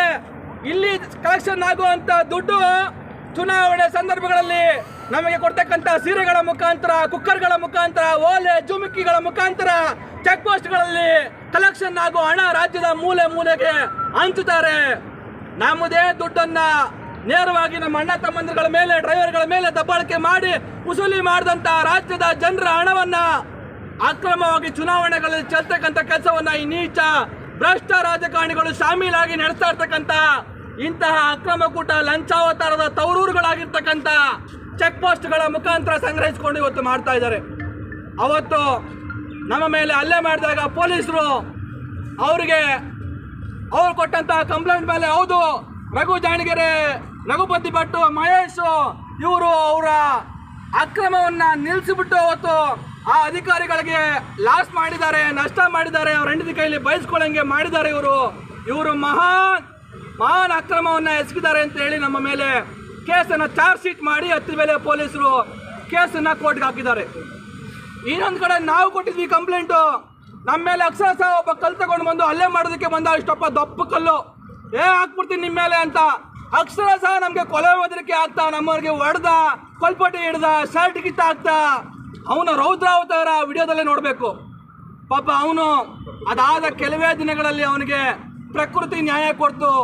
ವಸೂಲಿ ಮಾಡ್ತಾ ಇದ್ದನ್ನ ಪ್ರಶ್ನೆ ಮಾಡಿದ್ದಕ್ಕೆ ಬಂದು ಅವರನ್ನ ರೆಡ್ ಹ್ಯಾಂಡ್ ಆಗಿ ನಾವು ಹಿಡಿದಿದ್ದಕ್ಕೆ ಅವತ್ತು ನಮ್ಮ ಮೇಲೆ ಹಲ್ಲೆ ಮಾಡಿದ್ರು. ನಾವು ಹೋಗಿ ನೀಚರು ಮಾಡಿದಂತಹ ಕೆಲಸದ ವಿರುದ್ಧ SP ಕಚೇರಿಗೆ, ಬೆಂಗಳೂರಲ್ಲಿ ಇರ್ತಕ್ಕಂಥ SP ಕಚೇರಿಗೆ ಹೋಗಿ ದೂರು ಕೊಟ್ವಿ. ನಾವು ಈ ತರೀಕೆ ನಮ್ಮ ಮೇಲೆ ಹಲ್ಲೆ ಮಾಡಿದ್ರು, ಗಲಾಟೆ ಮಾಡಿದ್ರು ಅಂತ. ಅದಾದ ಮೇಲೆ ಇಲ್ಲಿದ್ದಂತಹ ಕೆಲವೊಬ್ರು ಅಧಿಕಾರಿಗಳೇ ನಮ್ಮ ಮೇಲೆ ಕರ್ತವ್ಯ ದುರುಪಯೋಗ ಅಥವಾ ಏನೋ ಕರ್ತವ್ಯ 353 ಕರ್ತವ್ಯಕ್ಕೆ ಅಡ್ಡಿ, ಅವರ ಕರ್ತವ್ಯ ಅಲ್ಲ ಅದು, ಏನಂತಾರೆ ಇದಕ್ಕೆ, ಕರ್ತವ್ಯಕ್ಕೆ ವಿರುದ್ಧವಾಗಿ ಮಾಡೋ ಕೆಲಸ, ಅಕ್ರಮ, ಅವರ ಅಕ್ರಮವನ್ನ ತಡೆಯೋದಕ್ಕೆ ಅವರು KRS ಪಕ್ಷದವರು ಬಂದಿದ್ರು. ನಮಗೆ ಇವತ್ತು ಇವರು ತಡೆದಿದ್ದ ಕಾರಣಕ್ಕಾಗಿ ನಮಗೆ 1 ಗಂಟೆ 2 ಗಂಟೆ ಇವರು ಇಲ್ಲಿದ್ದ ಕಾರಣಕ್ಕಾಗಿ ನಮಗೆ ಲಕ್ಷಾಂತರ ರೂಪಾಯಿ ನುಕ್ಸಾನ ಕಡಿಮೆ ಆಗೋಯ್ತು. ನಾವು ಯಾರಿಗೋ ಮಂತ್ರಿಗೋ, ಮುಖ್ಯಮಂತ್ರಿಗೋ ಅಥವಾ ನಮ್ಮ ಯಾವುದೋ RTOಗೋ, ಜಾಯಿಂಟ್ ಕಮಿಷನರ್ಗೋ ಕೊಡಬೇಕಾದಂತ ಬಾಬತ್ತಿನ ಹೊರೆ ನಮ್ಮ ಮೇಲೆ ಬಿದ್ದೋಯ್ತು. ನಮ್ಮ ಹೆಂಡತಿ ಮಕ್ಕಳು ಕೇಳ್ತಾರೆ, ಜಬ್ನ ತಡುತ್ತಾರೆ, ಎಷ್ಟು ತಗೊಂಬಂದೆ ಬೇಕಪ್ಪ, ಬರೀ ಜೇಬಲ್ ಬಂದಿದೆ ಇವತ್ತು ಅಂತ ನಮ್ಮ ಹೆಂಗಸರು ಬೈತಾರೆ ಅಂತ ಹೇಳಿ ದೂರನ್ನ ಕೊಟ್ಟಿದ್ರು. KRS ಪಕ್ಷದ ಈ ರಘು ಜಾಣಗೆರೆ, ರಘುಪತಿ, ಮಹೇಶ್ ಇವರೆಲ್ಲ ಬಂದು ನಮ್ಮ ಅಕ್ರಮಕ್ಕೆ ಕಡಿವಾಣ ಹಾಕಿ ಖಾಲಿ ಜೇಬಲ್ಲಿ ನಮ್ಮ ಮನೆಗೆ ಹೋಗಿ ನಮ್ಮ ಹೆಂಡತಿ ಹತ್ರ ಬಯಸ್ಕೊಳ್ಳಂಗೆ ಮಾಡಿದ್ರು ಅಂತ ಹೇಳಿ ಹೋಗಿ ದೂರನ್ನ ಕೊಡ್ತಾರೆ. 2 ದೂರು. 1 ದೂರು ನಾವು ಕೊಟ್ಟಿದ್ದು, ನಮ್ಮ ಮೇಲೆ ಈ ನೀಚರು ಹಲ್ಲೆ ಮಾಡಿದ್ರು, ಗೂಂಡಾಗಳು ನಮ್ಮ ಮೇಲೆ ಹಲ್ಲೆ ಮಾಡಿದ್ರು ಅಂತ ಹೇಳಿ ನಾವು ಕೊಟ್ಟಿದ್ದು. ಹಲ್ಲೆ ಮಾಡೋದಕ್ಕೆ ಎಲ್ಲ ಸಾಕ್ಷ್ಯಾಧಾರಗಳು ವಿಡಿಯೋದಲ್ಲಿತ್ತು, ಲೈವ್ ವಿಡಿಯೋದಲ್ಲಿತ್ತು. ಇವತ್ತು ಹೇಗೆ ಎಲ್ಲ ಜನರು ವಿಡಿಯೋ ಮಾಡ್ತಾ ಇದ್ದಾರೆ, ಅವತ್ತೂ ಕೂಡ ಅದೇ ರೀತಿಯಾಗಿ ಲೈವ್ ವಿಡಿಯೋ ಮಾಡಿದ್ರು. ಇನ್ನೊಂದು ನಾವು ಕೊಟ್ಟಿದ್ದು ದೂರು, ಇನ್ನೊಂದು ಆ ನೀಚರು ಅವ್ರ ಹೆಂಡತಿ ಬೈತಾರೆ ದುಡ್ಡು ತಂದಿಲ್ಲ ಅಂತ ಹೇಳಿ ಅವ್ರು ಕೊಟ್ಟಿದ್ದು ದೂರು. ನಾವು ಕೊಟ್ಟಿದ್ದ ದೂರಿಗೆ ಇದೇ ಅತಿ ಬೆಲೆಯ ಪೊಲೀಸರು ನಾನು ಹೇಳ್ಬೇಕು ಈ ಸಂದರ್ಭದಲ್ಲಿ, ಇದು ಒಂದು ದೊಡ್ಡ ನೆಕ್ಸಸ್. ಇಡೀ ರಾಜ್ಯದ ಎಲ್ಲ ಏನು ಚೆಕ್ ಪೋಸ್ಟ್ಗಳಲ್ಲಿ ಇವತ್ತು ನಡೀತಾ ಇದೆ ದಂಧೆ, ಇದು ಕೇವಲ RTO ಅಧಿಕಾರಿಗಳು ಅಷ್ಟೇ ಮಾಡ್ತಾ ಇಲ್ಲ. ಈ ಒಂದು ದಂಧೆಗೆ ಪೊಲೀಸ್ ಅಧಿಕಾರಿಗಳ ನೇರ ಶಾಮೀಲಿದೆ, ಪೊಲೀಸ್ ಅಧಿಕಾರಿಗಳ ನೇರ ಕೈವಾಡ ಇದೆ. ನಾನು ಇಲ್ಲಿ ಯಾರೋ ನಿಂತಿರೋ PC ಗಳ ಬಗ್ಗೆ ಮಾತಾಡ್ತಾ ಇಲ್ಲ. ಪೊಲೀಸ್ ಅಧಿಕಾರಿಗಳು ನೇರವಾಗಿ ಉನ್ನತ ಅಧಿಕಾರಿಗಳು ಇಲ್ಲಿ ನಡೀತಾ ಇರ್ತಕ್ಕಂಥ ದಂಧೆನಲ್ಲಿ ಶಾಮೀಲಾಗಿದ್ದಾರೆ. ಇನ್ಸ್ಪೆಕ್ಟರ್ ನಾಟಕ ಆಡ್ಕೊಂಡು ನಾನೊಬ್ಬ ಸಾಬಸ್ತ, ನಾನು ಬಹಳ ಸಾಬಸ್ತ ಸಭ್ಯ, ನಾನು ಮನೇಲಿದ್ರೆ ಮಾತ್ರ ಅನ್ನ ತಿನ್ನೋದು, RTOಗೆ ಬಂದ್ರೆ ಏನ್ ತಿಂತೀನಿ ಅಂತ ಜ್ಞಾನ ಇರಲ್ಲ ಅಂತಕ್ಕಂಥ ಸ್ಥಿತಿಯಲ್ಲಿದ್ದಂಥ ಯೋಗೇಶ್ ಅಂತಕ್ಕಂಥ RTO ಇನ್ಸ್ಪೆಕ್ಟರ್ ಅವತ್ತು ಅಯೋಗ್ಯ, ನೀಚ, ಭ್ರಷ್ಟ, ಅತಿ ಭ್ರಷ್ಟ ಆತ, ನಂದು ಏನು ತಪ್ಪಿಲ್ಲ ಅಂತಕ್ಕಂಥ ಮಾತುಗಳನ್ನು ಆಡ್ತಾನೆ ಅವತ್ತು. ಅದಾದ ಕೆಲವೇ ದಿನಗಳು, ಬಹುಶಃ ಜನವರಿನಲ್ಲಿ ಆಯಿತು, ಸೆಪ್ಟೆಂಬರ್, ಅಕ್ಟೋಬರ್ ಸುಮಾರಿಗೆ ನಮ್ಮ ಪಕ್ಷದ ವತಿಯಿಂದ ನಾನೇ ಖುದ್ದು ಡ್ರೈವರ್ನ ಮಾರು ವೇಷದಲ್ಲಿ ಇಲ್ಲಿ ಬಂದು, ಡ್ರೈವರ್ ರೀತಿಯಾಗಿ ಬಂದು ಇದೇ ರೀತಿಯಾಗಿ ಫೈಲ್ನ ಹಿಡ್ಕೊಂಡು ನಾನು, ರಘುಪತಿ, ಇವರೆಲ್ಲ ಸಂದೀಪ್, ನಮ್ಮೊಂದು ತಂಡ ಇಲ್ಲಿ ಬಂದು ಲಾರಿ ಚಾಲಕರಾಗಿ ಒಳಗಡೆ ಹೋಗ್ತೀನಿ. ನಾನು ಅಲ್ಲೊಬ್ಬ ಖಾಸಗಿ ವ್ಯಕ್ತಿಯನ್ನ ಕೌಂಟ್ರಲ್ಲಿ ಕುಣಿಸಿರ್ತಾರೆ. ಕೌಂಟ್ರಲ್ಲಿ ಒಬ್ಬ ಖಾಸಗಿ ವ್ಯಕ್ತಿ ಕೂತಿರ್ತಾನೆ. ಅವನು ನಾನು ಹೋಗಿ ನನ್ನ ಫೈಲನ್ನು, ಎಲ್ಲ ದಾಖಲೆಗಳು ಸರಿ ಇದಾವೆ ನನ್ನ ಹತ್ರ, ಫೈಲ್ನ ಕೊಡ್ತೀನಿ. ನಾನು ಅವನಿಗೆ ಫೈಲ್ನ ಕೊಟ್ಟ, ಪೈಸಾ ದೇ ಅಂತಾನೆ. ನಾನು ಅವನಿಗೆ 300 ರೂಪಾಯಿ ಕೊಟ್ಟೆ. ಅವತ್ತಿನ ಫಿಕ್ಸು, ಇವ್ರದ್ದು ಮಾಮೂಲಿ ಫಿಕ್ಸು ಅವತ್ತಿಗೆ ಇದ್ದಿದ್ದು 500 ರೂಪಾಯಿ. ನಾನು ಅವನಿಗೆ 300 ರೂಪಾಯಿ ಕೊಟ್ಟಾಗ ಅವನು ಹೇಳ್ತಾನೆ, 500 ರೂಪಾಯಿ ಕೊಡಬೇಕು ಅಂತ. ನಾನು, ಸರ್ ನೀವು 500 ರೂಪಾಯಿ ಕೊಟ್ಟರೆ ನನಗೆ ರೆಸಿಪ್ಟ್ ಕೊಡ್ತೀರಾ ಅಂತ ಕೇಳ್ತೀನಿ ಅವನಿಗೆ. ಏನೋ ರೆಸಿಪ್ಟ್ ಬಗ್ಗೆ ಮಾತಾಡ್ತೀಯಾ, 300 ರೂಪಾಯಿಗೆ ರೆಸಿಪ್ಟ್ ಬರುತ್ತಾ, 300 ರೂಪಾಯಿ ಕೊಡಕ್ಕೆ ಬಂದಿದ್ಯಲ್ಲ, ಮತ್ತೆ ಹೆಂಗೆ ಕೊಡಕ್ಕೆ ಬಂದೆ ನೀನು ಅಂತ ಹೇಳಿ ನಾನೇ ಅವನಿಗೆ ಲಂಚ ಕೊಡೋ ರೀತಿಲ್ಲ, ಅವನನ್ನ ಬೆದರಿಸ್ತಾನೆ. ಸೊ ಅವತ್ತು ನಾವು ಅವನ್ನ ಪ್ರಶ್ನೆ ಮಾಡಿದಾಗ ಆತ ಕೌಂಟ್ರಿಂದ ಎದ್ದು ಓಡೋಗ್ತಾನೆ. ಅಕ್ಷರಶಃ ಅವನು ಒಬ್ಬ ಖಾಸಗಿ ವ್ಯಕ್ತಿ. ಅವತ್ತು ಇದ್ದಂತಹ ಇನ್ಸ್ಪೆಕ್ಟರ್ ಯೋಗೇಶು ಸರ್ಕಾರಿ ಸಂಬಳ ತೆಗೆದುಕೊಂಡು ಸರ್ಕಾರಿ ಯೂನಿಫಾರ್ಮ್ ಅಲ್ಲಿ ಕೆಲಸ ಮಾಡ್ತಾ ಇದ್ದಂತ ಯೋಗೇಶು ಒಬ್ಬ ಕಳ್ಳ, ಸುಲಿಗೆಕೋರ, ಎಕ್ಸ್ಟಾರ್ಷನ್ ಮಾಡೋ ಅಂತ ಖಾಸಗಿ ವ್ಯಕ್ತಿಯನ್ನು ತನ್ನ ಮುಂದೆಗಡೆ ಚೇಂಬರ್ ಅಲ್ಲಿ ಕುಂಡಿಸ್ಕೊಂಡು ದುಡ್ಡನ್ನ ವಸೂಲಿ ಮಾಡ್ತಕ್ಕಂಥ ಕೆಲಸವನ್ನ ಮಾಡ್ತಾ ಇದ್ದ ಅವತ್ತಿನ ಭ್ರಷ್ಟ RTO ಇನ್ಸ್ಪೆಕ್ಟರ್. ಬಾರಿ ಹಂಗಾಮ ಡ್ರಾಮಾ ಮಾಡಿದ್ರು ಅವತ್ತು ಇವರು. ನಾವು ಒಳಗಡೆ ಹೋದಾಗ ಇಲ್ಲೇ ಇದ್ದಂತಹ ಗೂಂಡಾಗಳನ್ನ ಕರೆಸಿದ್ರು. ನಮ್ಮ ಮೇಲೆ ಒಬ್ಬ ಗೂಂಡ ಅಲ್ಲೇ ಮಾಡೋದಕ್ಕೆ ಬಂದ, ನಮ್ಮವರ ಶರ್ಟ್ಗಳನ್ನ ಹರಿದ್ರು, ನಮ್ಮ ಮೇಲೆ ಕೈ ಮಾಡಿದ್ರು, ನಮ್ಮ ಮೇಲೆ ಹೊಡೆದ್ರು. ರಾಜ್ಯದ ಲಕ್ಷಾಂತರ ಜನರು, ಸುಮಾರು ಒಂದು 50 ಲಕ್ಷ ಜನರು ಅತಿ ಬೆಲೆ ಚೆಕ್ ಪೋಸ್ಟ್ ನಲ್ಲಿ ಅವತ್ತಿನ ಅಧಿಕಾರಿಗಳ ಕುಮ್ಮಕ್ಕಿನಿಂದ ಖಾಸಗಿ ವ್ಯಕ್ತಿಗಳು ಮತ್ತೆ ಅಧಿಕಾರಿಗಳು ಯಾವ ರೀತಿಯಾಗಿ KRS ಪಕ್ಷದ ಸೈನಿಕರ ಮೇಲೆ ದೌರ್ಜನ್ಯವನ್ನ ಮಾಡಿದ್ರು, ಹಲ್ಲೆಯನ್ನ ಮಾಡಿದ್ರು ಅಂತಕ್ಕಂಥದ್ದನ್ನ ಇಡೀ ರಾಜ್ಯದ ಜನರು ಸುಮಾರು 50 ಲಕ್ಷಕ್ಕೂ ಅಧಿಕ ಜನರು ಬೇರೆ ಬೇರೆ ಮಾಧ್ಯಮಗಳ ಮುಖಾಂತರ, ಸಾಮಾಜಿಕ ಜಾಲತಾಣಗಳ ಮುಖಾಂತರ ಗಮನಿಸಿದ್ರು. ಆ ವಿಡಿಯೋ ಅತಿ ಬೆಲೆ ಚೆಕ್ ಪೋಸ್ಟ್ RTO ಅಂತ ಹೇಳಿ KRS ಪಕ್ಷ ಅಂತ ಹೊಡೆದ್ರೆ ಇವತ್ತು ಫೇಸ್ಬುಕ್ ಅಲ್ಲಿ ಬರುತ್ತೆ. ಆ ರೀತಿಯಾದಂತಹ ಒಂದು ವಾತಾವರಣ ನಿರ್ಮಾಣ ಆಗಿತ್ತು ಅವತ್ತು. ನಾವು ಬಂದ್ವಿ, ಪ್ರಶ್ನೆ ಮಾಡಿದ್ವಿ, ರೆಡ್ ಹ್ಯಾಂಡ್ ಆಗಿ ಸಿಗಾಕೊಂಡ್ರು. ಅನ್ನ ತಿಂದ್ರು, ತಿನ್ಬೇಡಿ ನೀವು, ಬಿಡ್ರಪ್ಪ, ಪಾಪ ಅವ್ರು ಯಾರೋ ಲಾರಿ ಡ್ರೈವರ್ಗಳು ಯಾಕಾಗಿ ಮಾಡ್ತಾ ಇದಾರೆ, ಅಕ್ಕಿ ತಗೊಂಬರ್ತಾರೆ, ಇನ್ಯಾವುದೋ ಗೋಧಿ ತಗೊಂಬರ್ತಾರೆ, ಎಣ್ಣೆ ತರ್ತಾರೆ, ಮತ್ತೇನೋ ಜನಸಾಮಾನ್ಯರಿಗೆ ಸಿಗ್ಬೇಕಾದಂತ ಗೊಬ್ಬರ, ಫರ್ಟಿಲೈಸರು ಇಂಥವನ್ನ ತುಂಬ್ಕೊಂಡು ಬರ್ತಾರೆ. ನೀವು ಅವ್ರ ಹತ್ರ 2,000 3,000 ಸುಲಿಗೆ ಮಾಡಿದ್ರೆ ಆ ದುಡ್ಡನ್ನ ಅವರು ಯಾರ ತಲೆ ಮೇಲೆ ಹಾಕ್ತಾರೆ? ಲಾರಿ ಓನರ್ ಹತ್ರ RTOದವ್ರು ಇವತ್ತು ಸುಲಿಗೆ ಮಾಡ್ತಾ ಇರೋ ಅಂತ ಸಾವಿರಾರು ರೂಪಾಯಿ ಹಣ ಯಾರ ತಲೆ ಮೇಲೆ ಬೀಳ್ತಾ ಇದೆ? ಕೊನೆಗೆ ಅವರ ಲಾರಿಯಲ್ಲಿ ಇದ್ದಂತ ಅಕ್ಕಿಯನ್ನ ಕೊಂಡ್ಕೊಳ್ಳುವಂತ ಜನಸಾಮಾನ್ಯರ ಮೇಲೆ, ಆ ಲಾರಿಯಲ್ಲಿ ಬಂದಂತ ಅಡಿಗೆ ಎಣ್ಣೆಯನ್ನ ಕೊಂಡ್ಕೊಳ್ಳುವಂತ ಜನಸಾಮಾನ್ಯರ ಮೇಲೆ, ಆ ಲಾರಿಯಲ್ಲಿ ಬಂದಂತ ರಾಸಾಯನಿಕ ಗೊಬ್ಬರವನ್ನ ಕೊಂಡ್ಕೊಳ್ಳುವಂತ ರೈತರ ಮೇಲೆ ಈ RTOದಲ್ಲಿ ಅಧಿಕಾರಿಗಳು ನೀಚರು, ಭ್ರಷ್ಟರು ವಸೂಲಿ ಮಾಡುವಂತಹ ದಂಧೆಯ ಹಣದ ಹೊರೆಯನ್ನ ಈ ರಾಜ್ಯದ ಎಲ್ಲ ರೈತರು, ಜನಸಾಮಾನ್ಯರು, ಬಡವರು ಇವತ್ತು ಹೊರಬೇಕಾದಂತಹ ವಾತಾವರಣ ಇವತ್ತು ನಿರ್ಮಾಣ ಆಗಿದೆ. Defective registration plate, defective tail lamp, fitted with dashing light in front of mirror. ಅಂದ್ರೆ ಕಾಮನ್ ಆಗಿ ಲಾರಿಗಳಲ್ಲಿ ಇರಲ್ಲ. ಬಹುತೇಕವಾಗಿ ಲಾರಿ ಚಾಲಕರು ಇಟ್ಕೊಂಡಿರ್ತಕ್ಕಂಥ ನ್ಯೂನತೆಗಳನ್ನ ಕಣ್ಣು ಮುಚ್ಕೊಂಡು ಬರ್ದು ವಸೂಲಿ ಮಾಡ್ತಾ ಇದ್ದಾನೆ. ಅವ್ನು ಬೇಕು ಒಳಗಡೆ ಇರೋನು. ಮಾನ ಮರ್ಯಾದೆ ಏನಾದ್ರು ಇದೆಯಾ ಇವ್ರಿಗೆ? ಇಲ್ಲ. ರಾಜ್ಯದ ಜನರು ಏನ್ ಮಾಡ್ಬೇಕು ಇವ್ರಿಗೆ? ಸೀರೆ ಕಟ್ಟಬೇಕು. ರಾಜ್ಯದ ಸರ್ಕಾರವನ್ನ ನಡೆಸ್ತಾ ಇರ್ತಕ್ಕಂಥವ್ರಿಗೆ ಮಾನ ಮರ್ಯಾದೆ ಇದ್ರೆ ಇವರು ಇಷ್ಟು ರಾಜಾರೋಷವಾಗಿ ಜನರ ಹತ್ರ ಸುಲಿಗೆ ಮಾಡ್ತಾ ಇದ್ರ? ಆ ಕೋಣೆ ಒಳಗಡೆ ಸೆಕ್ಯೂರಿಟಿಗಳನ್ನ ಇಟ್ಕೊಂಡು, ಬೌನ್ಸರ್ಗಳನ್ನ ಇಟ್ಕೊಂಡು, ಅವ್ನು ಯಾವನ ಬೇಕು ಕೂತ್ಕೊಂಡು ಇದನ್ನು ಬರೆಯುವಂತ ಅಗತ್ಯ ಏನಿದೆ?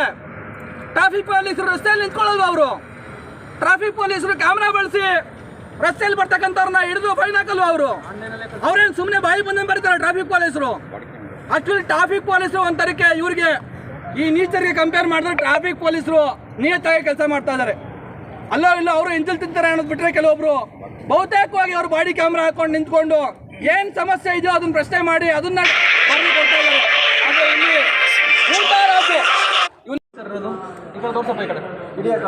ಚೇರ್ ಇದ್ದಾರೆ, ಯಾಕಿದೆ? ಸ್ವಲ್ಪ ನಮ್ಮ ಹಿಂದೆ ನಿಂತ್ಕೊಳ್ಳಿ, ಹಿಂದೆ ಕವರ್ ಮಾಡಿ, ಇದು ಹಿಂದೆ ಹೋಗಿ ಕ್ಯಾಮ್ರಾ ಈ ಚೇಂಬರ್ ಇದು ಯಾರು ಇಲ್ಲಿ ಖಾಸಗಿ ವ್ಯಕ್ತಿ ಕೂತಾರಲ್ಲ? ಯಾಕೆ ಕೂರಲ್ಲ? ಈಗ ಕೂತಿಲ್ಲ, ಕೂರ್ತಾ ಇಲ್ಲ. ಇವತ್ತು ಕೂರ್ತಾ ಇಲ್ಲ, ಅವತ್ತು ಕೂರ್ತಾ ಇಲ್ಲ. ಸರಿ, ನಮಗೆ ನೀವು ಒಂದು ನಿಮಿಷ ಹೊರಗಡೆ ಬನ್ನಿ. ನಮ್ಗೊಂದಷ್ಟು ಮಾಹಿತಿ ಬೇಕು, ಅಥವಾ ನೀವಾದ್ರೂ ಸರಿ, ಈ ಕಚೇರಿಯ ಮೇಲಧಿಕಾರಿ ಯಾರಾದರೂ ಇದ್ರೂ ಸರಿ, ಒಂದಷ್ಟು ಮಾಹಿತಿಗಳು ಬೇಕು. ಈ ಚೆಕ್ ಪೋಸ್ಟ್ ಹೇಗೆ ಕರ್ತವ್ಯ ನಿರ್ವಹಿಸುತ್ತೆ, ನಿಜವಾದ ಜವಾಬ್ದಾರಿಗಳೇನು, ಕರ್ತವ್ಯಗಳೇನು ಅನ್ನೋದನ್ನ ಜನರಿಗೆ ತಿಳಿಸ್ಬೇಕು. ಅದರ ಹೊರತಾಗಿ ನೀವೇನಾದ್ರೂ ಅಕ್ರಮಗಳನ್ನ, ಇನ್ನೊಂದು ಚಟುವಟಿಕೆಗಳನ್ನ ನಡೆಸಿದ್ರೆ ಅವಾಗ ಮುಂದಿನ ನಾವೇನು ಮಾಡ್ಬೇಕಂತ ನಿರ್ಧರಿಸ್ತೀವಿ. ಈಗ ಇದು ಕ್ಯಾಶ್ ಕೌಂಟರ್ ಅಲ್ವಾ? ಪ್ರತಿಯೊಂದು ಕ್ಯಾಶ್ ಕೌಂಟರಲ್ಲಿ ಆ ಹಣನ ರಕ್ಷಣೆ ಮಾಡಲಿಕ್ಕಾಗಿ CC ಕ್ಯಾಮ್ರಾ, ಬ್ಯಾಂಕಿಂದ ಹಿಡಿದು ಬೇರೆ ಬೇರೆ ಖಾಸಗಿ ಹಣಕಾಸು ಸಂಸ್ಥೆಗಳೆಲ್ಲ ಹಾಕಿರ್ತಾರೆ ಅಲ್ವಾ? ಇಲ್ಲಿ ನೀವು ದುಡ್ಡು ಕಲೆಕ್ಟ್ ಮಾಡ್ತಾ ಇರ್ತೀರಿ. ಎಲ್ಲಿದೆ ಸರ್ ಕ್ಯಾಮ್ರಾ? ಇಲ್ಲಿ ನೀವು ದುಡ್ಡು ಕಲೆಕ್ಟ್ ಮಾಡ್ತಿರೋದಕ್ಕೆ ರಕ್ಷಣೆ ಬೇಕಲ್ವಾ? ಹಣದ ರಕ್ಷಣೆ, ನಿಮ್ಮ ರಕ್ಷಣೆ ಬೇಕು. ಅದಕ್ಕೆ ನೀವು ಇಲ್ಲಿ CC ಕ್ಯಾಮ್ರಾ ಎಲ್ಲಿದೆ? ಇರಬೇಕಲ್ವಾ? ಅದು ಎಲ್ಲಿಗೆ ಈ ಕ್ಯಾಶ್ ಕೌಂಟ್ರಲ್ಲಿ ನೋಡಿ, ಇದು ಅದಕ್ಕೆ ನಾನು ಹೇಳಿದ್ದು, ಇದು ಭದ್ರತೆ ಇರಬೇಕಾಗಿರೋ ಜಾಗ. ಹಣ ಸಂಗ್ರಹ ಮಾಡ್ತಾ ಇರೋದು, ಹಣ ವ್ಯತ್ಯಾಸ ಆಗಬಾರ್ದು. ಅದಕ್ಕೆ ಅಲ್ಲಲ್ಲ, ಈಗ ಇಲ್ಲಿ ಅಡ್ಡ ನಿಂತಿರ್ತಾರೆ ಕಾಣುತ್ತದು, ಎಲ್ಲಿರಬೇಕು? ಕ್ಯಾಶ್ ಒಳಗಿರ್ಬೇಕಲ್ವಾ? ಒಳಗೆ ಬಂದು ಹೊರಗೆ ಬಂದಿರ್ಬೇಕು. ಅಂದರೆ ಇಲ್ಲಿಗೆ ನಾನು ಕೇಳ್ತಾರೆ, ಅರ್ಥ ಆಗ್ತದೆ. ನೀವು ಸಮದಾಶಿಲ್ಲ ಅಷ್ಟು ದೂರ ಇರುವಂಥದ್ದನ್ನ ಅವನು ಇಲ್ಲಿ ಕೊಡ್ತಾನೆ, ಕ್ಯಾಮ್ರಾಗೆ ಅಡ್ಡ ಅವನೇ ಹಾಕ್ತಾನೆ. ಇದು ಹೇಗೆ ನಿಮಗೆ ಪಾರದರ್ಶಕತೆ, ಪ್ರಾಮಾಣಿಕತೆ, ಹಣದ ರಕ್ಷಣೆ ಹೇಗೆ ಆಗುತ್ತದು? ನಾನು ಹೇಳಿದ ಪಾಯಿಂಟ್ ಅರ್ಥ ಆಯ್ತಾ ನಿಮಗೆ? ಹಣದ ರಕ್ಷಣೆ ಇರಬೇಕು ಅಂದರೆ ಕ್ಯಾಮ್ರಾ ಇರಬೇಕು. ದಿನಕ್ಕೆ ಲಕ್ಷಾಂತರ ರೂಪಾಯಿನ ನೀವು ಸರ್ಕಾರದ ಖಜಾನೆಗೆ ಇಲ್ಲಿ ಫೈನ್ ಹಾಕೋರ ಮೂಲಕ ತಂದು ಕೊಡ್ತೀರಾ. ಆ ಲಕ್ಷಾಂತರ ಹಣದ ರಕ್ಷಣೆ ಆಗಬೇಕು ಅಂತಂತಂದರೆ, ಜೊತೆಯಲ್ಲಿ ನಿಮ್ಮ ರಕ್ಷಣೆಯೂ ಆಗಬೇಕು ಅಂತಂದರೆ CC ಕ್ಯಾಮ್ರಾ ಮೂಲಕ ಆಗಬೇಕು. ಇದು ಎಲ್ಲ ಸರ್ಕಾರಿ ಕಚೇರಿಗಳಲ್ಲಿ ಕ್ಯಾಶ್ ಇಲ್ಲದೇ ಇರೋ ಜಾಗದಲ್ಲೂ ಕೂಡ ಇರಬೇಕು ಅಂತ ಸರ್ಕಾರಿ ಆದೇಶಗಳಿದ್ದಾವೆ.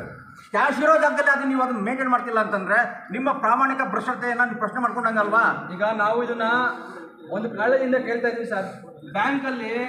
ಬ್ಯಾಂಕಲ್ಲಿ ಕ್ಯಾಶ್ ಕೌಂಟ್ ಎಲ್ಲಿರುತ್ತೋ ಅಲ್ಲಿ 2-3 ಕ್ಯಾಮ್ರಾ ಹಾಕಿರ್ತಾರೆ. ಮತ್ತೆ ಅಲ್ಲಿ ಒಳಗಡೆ ನಾನು ಎಕ್ಸಾಂಪಲ್ ಹೇಳೋದು, ಬ್ಯಾಂಕಲ್ಲಿ ಸರ್ ನೀವು ಬಂದು ಹಾಕಿಲ್ಲ ನೋಡಿ ಏನ್ ಮಾತಾಡ ಜನರಿಗೆ ನೋಡೋರಿಗೆ ಮತ್ತು ಸರ್ಕಾರಿ ಗಮನಕ್ಕೆ ತರೋಣ.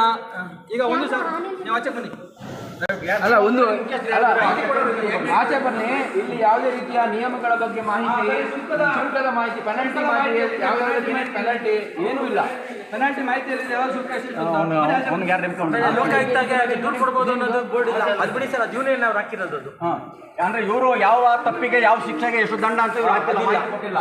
ಅಂದ್ರೆ ಲಾರಿ ಚಾಲಕರಿಗೆ ಅಥವಾ ಈ ಬರುವಂತ ವಾಹನ ಮಾಲೀಕರಿಗೆ, ಬಂಧುಗಳೇ, ಇದು ನಾವೀಗ ಒಳಗಡೆ ಬಂದಿದ್ದೀವಿ.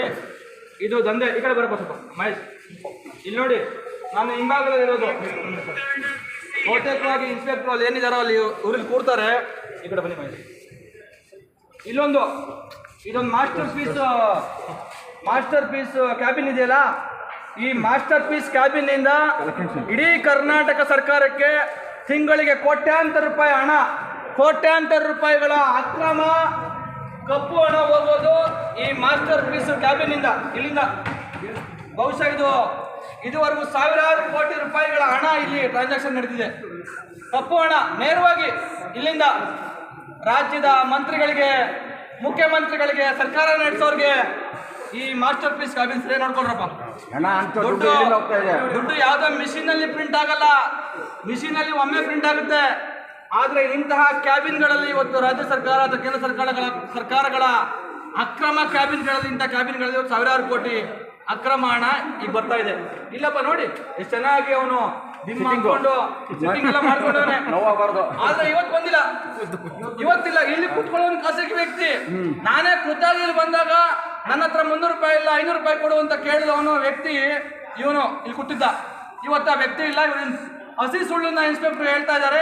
ಅಲ್ಲಿ ಇನ್ಸ್ಪೆಕ್ಟರ್ ಕೊಡ್ತಾರೆ ಅಂತ ಡಬಲ್ ಆಕ್ಟಿಂಗ್. ಇವರೊಂದು ಇನ್ಸ್ಪೆಕ್ಟರ್ ಒಂದು ಇನ್ಸ್ಪೆಕ್ಟರ್ ಒಳಗೆ ಒಂದು ಇನ್ಸ್ಪೆಕ್ಟರ್ ವಿಚಾರ ಕೊಡ್ತೀವಿ ನಾವು. ದುಡ್ಡು ಜಾಸ್ತಿ ಆದಾಗ ಅವ್ರು ಕಲೆಕ್ಷನ್ ಜಾಸ್ತಿ ಮಾಡ್ಕೋತಾರ ಅಲ್ಲಿ ಅಂತ ಅವ್ರು ಹೇಳ್ತಾ ಇದ್ದಾರೆ. ನೋಡಿ, ಇಲ್ಲಿ ನೋಡ್ಬೋದು ನೀವು, ಅಲ್ಲೂ ಕ್ಯಾಮ್ರಾ ಇಲ್ಲ. ಇಷ್ಟೆಲ್ಲ ಜನರಿಗೆ ರೆಸಿಪ್ಟ್ ಅನ್ನು ಹಾಕಿದ್ದಾರೆ, ಕೊಟ್ಟಿದ್ದಾರೆ ನಾವು ಬಂದಿದ್ದ ಕಾರಣಕ್ಕಾಗಿ.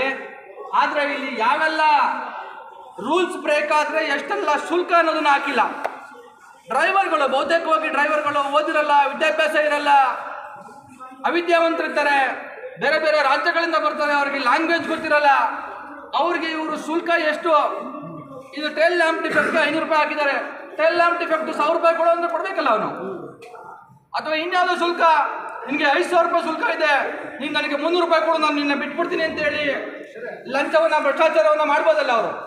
ಇವರು ಆ ಥರದ ಭ್ರಷ್ಟಾಚಾರ ಮಾಡೋದಕ್ಕೆ ಬೇಕಾದಂತಹ ಎಲ್ಲ ವಾತಾವರಣವನ್ನು ಇವರು ಇಲ್ಲಿ ಸೃಷ್ಟಿ ಮಾಡಿಕೊಂಡಿದ್ದಾರೆ. ಆ ಕಾರಣದಿಂದಾಗಿ ಮತ್ತೆ ಇಲ್ಲಿ ನೋಡಿದ್ರೆ ಅಸಹ್ಯ ಅಂದ್ರೆ ಅಸಹ್ಯ.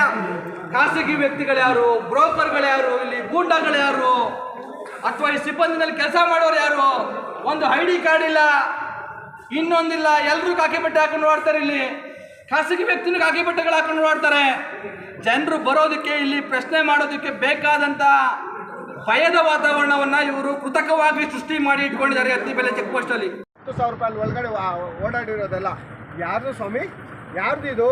ಇಷ್ಟು ಕಿಲೋಮೀಟರ್ ನಾವೇ ಸ್ವಂತ ಗಾಡಿಯಲ್ಲಿ ಬಡವ ಬಗ್ಗ ಹೋಗ್ಬೇಕಂದ್ರೆ ಆಗುತ್ತಾ? ನಿಮ್ಮ BMTCಗಳು ಯಾರು ಫ್ರೀಯಾಗಿ ಕೊಡ್ತೀರಾ? ಇಲ್ವಲ್ಲ.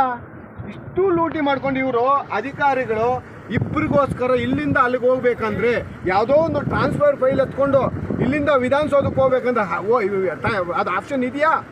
ಹೋದ್ರಲ್ಲಿ ಆಪ್ಷನ್ ಇದೆಯೇನ್ರಿ? ಇಲ್ಲೇ ಇದೆ ಲೋಕೇಶ್ ಬಂದ್ಬಿಡ್ತಾರೆ. ಇದು ಎಲ್ಲಿಗೆ ಅಗಲ್ದೋರೋಡೆ ಅಲ್ವಾ ಸ್ವಾಮಿ ಇದು? ಈಶ್ವರ್ ಖಂಡ್ರೆ ಅವರೇ, ನೀವು ನಾನು ತುಂಬ ಸ್ಟ್ರಿಕ್ಟು, ಯಾರೇ ಒಬ್ಬರು ಅಷ್ಟು ಅರಣ್ಯ ಜಮೀನು ಹಾಕ್ಕೊಂಡ್ರು ಬಿಡಿಸ್ತೀನಿ ನಾನು ಅನ್ನೋದನ್ನ ಅಷ್ಟು ರಾಜಾರೋಷವಾಗಿ ಹೇಳ್ತೀರಲ್ಲ, ಇದು ಒಂದು ಅಕ್ರಮನೇ. ಸುಮಾರು 15-20 ಸಾವಿರ ರೂಪಾಯಿ ಅಗಲ್ದೋರೋಡೆ ಇದು. ಇದನ್ನೆಲ್ಲ ಕಂಟ್ರೋಲ್ ಮಾಡಿ. ಒಂದನ್ನು ನಾವು ಹಿಡಿದಿದ್ದೀರಿ, ಇಂಥವು 1000 ಇದ್ದಾವೆ. ಗೌರ್ಮೆಂಟಿಗೆ ಇದೆಲ್ಲ ಇಚ್ಛಾಶಕ್ತಿ ಇಲ್ವಾ? ಇಚ್ಛಾಶಕ್ತಿ ಇಲ್ಲ ಅಂದ್ರೆ ಏನು ಬರ್ದಾಡ್ತೀರಾ ಸ್ವಾಮಿ? ಬಿಟ್ಟು ಹೋಗ್ಬಿಡಿ ಸ್ವಾಮಿ ನೀವು. ಆಗೋರು ಬಂದು ಮಾಡ್ತಾರೆ. ಇಂಥ ಸೋರಿಕೆಗಳನ್ನ ನಿಲ್ಸೋದಕ್ಕೆ ನಾವು ಏರ್ಪಾಟ್ ಮಾಡೋಣ. ಯಾವುದೇ ಕಾರಣಕ್ಕೂ ಇಂಥ ತಪ್ಪುಗಳನ್ನ ಮಾಡಕ್ ಹೋಗ್ಬೇಡಿ.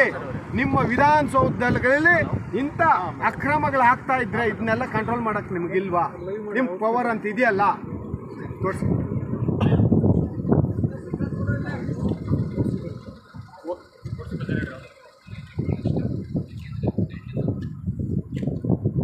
ಓಕೆ, ಒಂದು ಸೆಕೆಂಡ್. ಹೌದು, ಗೌರ್ಮೆಂಟ್ ಏನು ಸರ್ಕಾರದ ಕೆಲಸಕ್ಕೇನೆ ಬೆಂಗಳೂರಿಗೆ ಧಾರವಾಡದಿಂದ 400 ಕಿಲೋಮೀಟ್ರ್ ಒಂದು ಸೈಡ್ ಆಗ್ತದೆ, 2 ಸೈಡಿಂದ 800 ಕಿಲೋಮೀಟ್ರ್ ಆಗ್ತದೆ. 800 ಕಿಲೋಮೀಟ್ರಿಗೆ ಹೋಗೋದಕ್ಕೆ ಜಿಲ್ಲೆಯಿಂದ ಇನ್ನೊಂದು ಜಿಲ್ಲೆಗೆ ಹೋಗಬೇಕು ಅಂದ್ರೂ ಸ್ಪೆಷಲ್ ಪರ್ಮಿಷನ್ ತೊಗೊಳ್ಬೇಕಾಗ್ತದೆ. ಯಾವುದೇ ಪರ್ಮಿಷನ್ ಲೆಟರು ಅವ್ರ ಹತ್ರ ಇಲ್ಲ.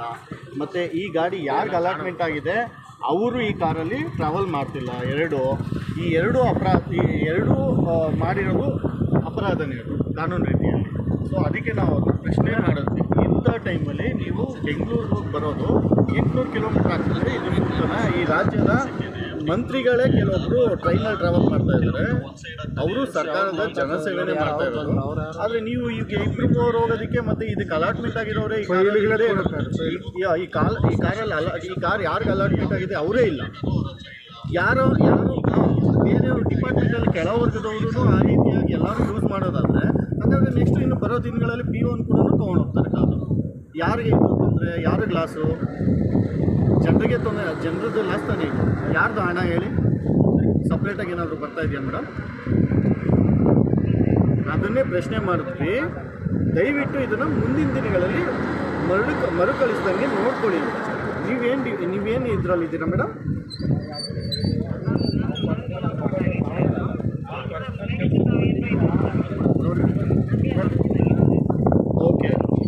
ಓಕೆ ಮೇಡಮ್, ನೆಕ್ಸ್ಟ್ ಆ ಥರ ಮಾಡೋಕ್ಕೆ ಹೋಗ್ಬಿಡಿ. ಅಲ್ಲ, ಡ್ಯೂಟಿ ಹಾಕಿರ್ಬೋದು, ಆದರೆ ಅಲಾಟ್ಮೆಂಟ್ ಆಗಿರೋರು ಕಾರಲ್ಲಿ ಟ್ರಾವೆಲ್ ಮಾಡಬೇಕು. ಅದು ಬಿಟ್ಟು ನಿಮ್ಮ ಪರವಾಗಿ ನೀವು ಯಾರನ್ನೋ ಒಬ್ರನ್ನ ಕಾರಲ್ಲಿ ಕಳಿಸೋದಾದರೆ ನೀವು ಕಾರಲ್ಲಿ ಯಾಕೆ ಕಳಿಸ್ಬೇಕು? ಟ್ರೈನಲ್ಲಿ ಕಳಿಸ್ಬೋದಾಗಿತ್ತಲ್ವಾ? ಅವ್ರದ್ದು ಡ್ಯೂಟಿ. ಆದರೆ ಅಲಾಟ್ಮೆಂಟ್ ಆಗಿರೋದು ಯಾರಿಗೆ? ನೀವು ಯೂಸ್ ಮಾಡಿ. ಓಕೆ, ಒಂದು ನಿಮಿಷ ಮೇಡಮ್. ಈಗ ನಾನು ಮಹೇಶ್ ಮಾತಾಡ್ತೀನಿ. ನೀವು ಗಾಡಿ ತೊಗೊಂಡೋಗಿ ಮಿಸ್ಯೂಸ್ ಅನ್ನೋದು ಮೇಡಮ್. ಹಲೋ, ಹೌದು ಮೇಡಮ್. ಪರ್ಮಿಷನ್ ತೊಗೊಂಡಿಲ್ಲ ಅಂದರೆ ಮಿಸ್ಯೂಸ್ಗೆ ಬಂತು. ನೀವು ಪರ್ಮಿಷನ್ ತೊಗೊಂಡಿಲ್ಲ ಅಂದರೆ ಮಿಸ್ಯೂಸ್ಗೆ ಬಂತಲ್ವಾ? ಈಗ ನಿಮ್ಮ ಮೇಲೆ ನಾವು ಸಾರ್ವಜನಿಕರು, ಪಬ್ಲಿಕ್ಕು FIR ಯಾಕೆ ಹಾಕಿಸ್ಬಾರ್ದು ಈ ಗಾಡಿ ಮೇಲೆ? ಮತ್ತು ನೀವು ಮಿಸ್ಯೂಸ್ ಮಾಡ್ಕೊಂಡಿರೋದ್ರ ಮೇಲೆ FIR ಹಾಕಿಸಿ ಆ ಡಿಪಾರ್ಟ್ಮೆಂಟ್ ಯಾವ ಡಿಪಾರ್ಟ್ಮೆಂಟ್ ಇದೆಯೋ ಆ DC ಅವ್ರಿಗೂ ಮತ್ತು ಆ ಡಿಪಾರ್ಟ್ಮೆಂಟ್ ಅವ್ರಿಗೆ ಯಾಕೆ ನಾವು ಕಂಪ್ಲೇಂಟ್ ಕೊಡಬಾರ್ದು?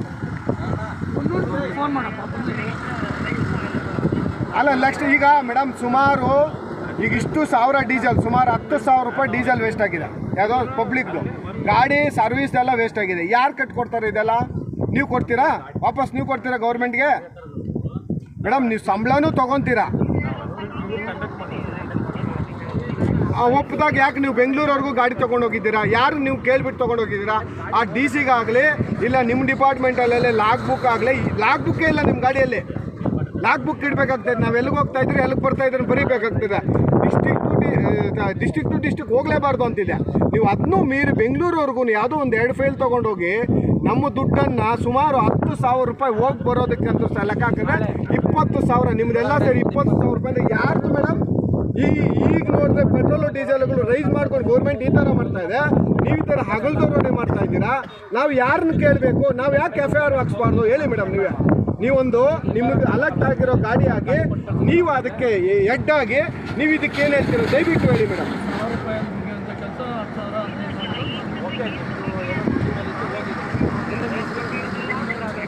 ಅಲ್ಲ ಮೇಡಮ್ ರಿಪೀಟ್ ಆಗಬಾರ್ದು ಗಾಡಿ ಮೇಡಮ್ ನೋಡಿ ದಯವಿಟ್ಟು ಹೇಳ್ತೀನಿ ಕಚೇರಿ ಟು ನಿಮಗೆ ಈಗ ನಿಮ್ಮ ತಾಲೂಕಲ್ಲಿ ನೀವು ಅಧಿಕಾರಿ ಅದ ತಾಲೂಕಲ್ಲೇ ಇರಬೇಕು.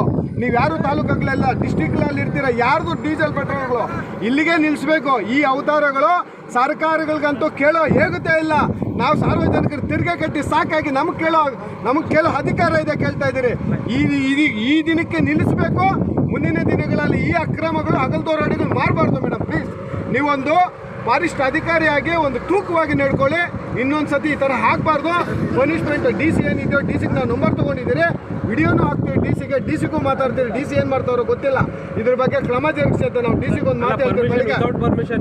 ಇಲ್ಲ ದುಡ್ಡೇ ಸಾಗಿಸ್ಬೋದು, ಏನು ಬೇಕಾದ್ರೂ ಮಾಡ್ಬೋದು, ನೀವು ಏನು ಬೇಕಾದ್ರೂ ಮಾಡ್ಬೋದು. ಹಂಗಾಗಿ ಇಲ್ಲಿಗೆ ನಿಲ್ಬೇಕು ಮೇಡಮ್. ಇನ್ನು ಮುಂದಕ್ಕೆ ಈ ಥರ ತಪ್ಪುಗಳು ಆಗ್ತಲ್ಲಿ ನಾವಂತೂ ಸುಮ್ಮನೆ ಇರೋದಿಲ್ಲ ಮೇಡಮ್. ಇಲ್ಲಿಗೆ ನಿಲ್ಲಿಸ್ಬೇಕು please, request. Okay madam. Madam ಆಮೇಲೆ ಇನ್ನೊಂದೇ ಒಂದು ರಿಕ್ವೆಸ್ಟ್ ಮೇಡಮ್, ಇವತ್ತಿನ ಡೀಸೆಲ್ ಏನು ಖರ್ಚಾಗಿದೆಯೋ ನಿಮ್ಮ ಕೈಯಿಂದ ಬರ್ಸ್ಕೊಳ್ಳಿ. ಇದರಲ್ಲಿ ಏನನ್ನ ಹಾಕಿದ್ರೆ ನಾನು ಹಾಕಿ ಗಾಡಿ ನಂಬರಲ್ಲಿ ತೊಗೊತೀನಿ. ಯಾವ ಮಾಹಿತಿ ಫಲಕಗಳನ್ನು ಇಲ್ಲೇ ಹಾಕಿಲ್ಲ, ಎಲ್ಲೂ ಇಲ್ಲ. ಯಾರಾದರೂ ಈಗ ಲಂಚ ಕೇಸ್ ಅದನ್ನು ಕಂಪ್ಲೇಂಟ್ ಮಾಡಬೇಕು ಅಂದರೆ ಅಲ್ಲಿ ವ್ಯವಸ್ಥೆನೇ ಇದನ್ನೇ ಇಲ್ಲ, ಮಾಹಿತಿನೇ ಇಲ್ಲ.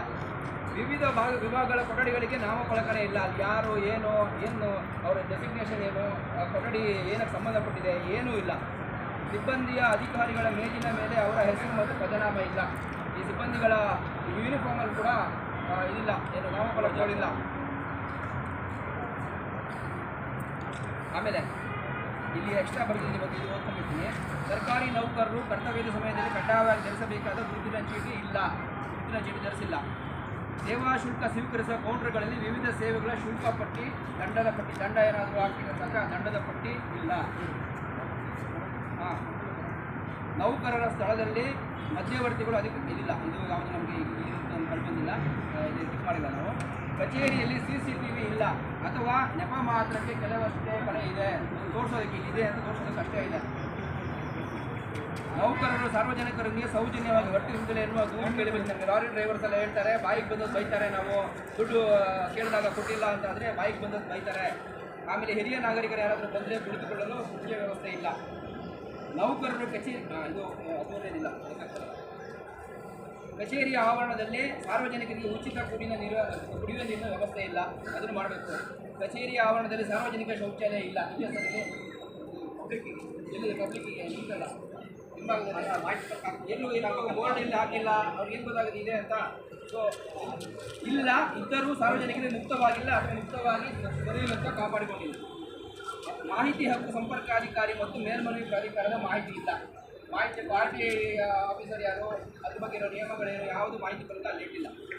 ಮಾಹಿತಿ ಹಕ್ಕು ಕಾಯ್ದೆಯ ಸೆಕ್ಷನ್ನಂತೆ ಕಡ್ಡಾಯ ಮಾಹಿತಿ ಪ್ರಕಟಿಸದೇ ಇರುವುದು ಕಡತ ಮತ್ತು ಮಾಹಿತಿ ಪಟ್ಟಿಯನ್ನು ಮಾಡದಿರುವುದು. ಅದು ಕನ್ನಡದಲ್ಲಿ ಇಂಡೆಕ್ಸು ಅದು ನಿಮಗೆ ಗೊತ್ತಿಲ್ಲ, ಅದಿಲ್ಲ, ಇದು ಮಾಡಿಲ್ಲ. ನೌಕರರು ತಮ್ಮ ನ್ಯಾಯಬದ್ಧ ಕೆಲಸ ಮಾಡಿಕೊಳ್ಳಲು ಲಂಚ ಕೇಳುವ ಬಗ್ಗೆ ಸಾರ್ವಜನಿಕರು ನಮಗೆ ಹೇಳಿರ್ತಾರೆ. ನಾವು ಅದಕ್ಕೋಸ್ಕರನೇ ಇಲ್ಲಿ ಬಂದು ಈ ಅಭಿಯಾನ ಮಾಡ್ತಾ ಇರೋದು. ಮುಖ್ಯವಾಗಿ ನಮಗೆ ಹಲವಾರು ಲಾರಿ ಡ್ರೈವರ್ಸು ಚಾಲಕರು ನಮಗೆ ಕಂಪ್ಲೇಂಟ್ ಮಾಡಿದರೆ ಈ ಥರ ಮಾಡ್ತಾ ಇದ್ದಾರಲ್ಲ, ಅದಕ್ಕೆ ಇಲ್ಲಿ ಸ್ವಲ್ಪ ದಯವಿಟ್ಟು ಸರಿಪಡಿಸ್ಕೋಬೇಕು.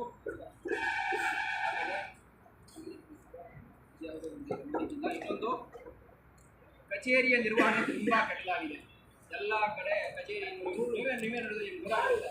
ನಿಮ್ಮ ಮನೆ ಹೆಂಗೆ ಇಟ್ಕೊಂಡಿದ್ದೀರಾ, ಕಚೇರಿ ಹೆಂಗೆ ಇಟ್ಕೊಂಡಿದ್ದೀರಾ ಅಂತ ಮ್ಯಾಚ್ ಮಾಡಿದ್ರೆ ನಿಮ್ಗೆ ಗೊತ್ತಾಗುತ್ತೆ.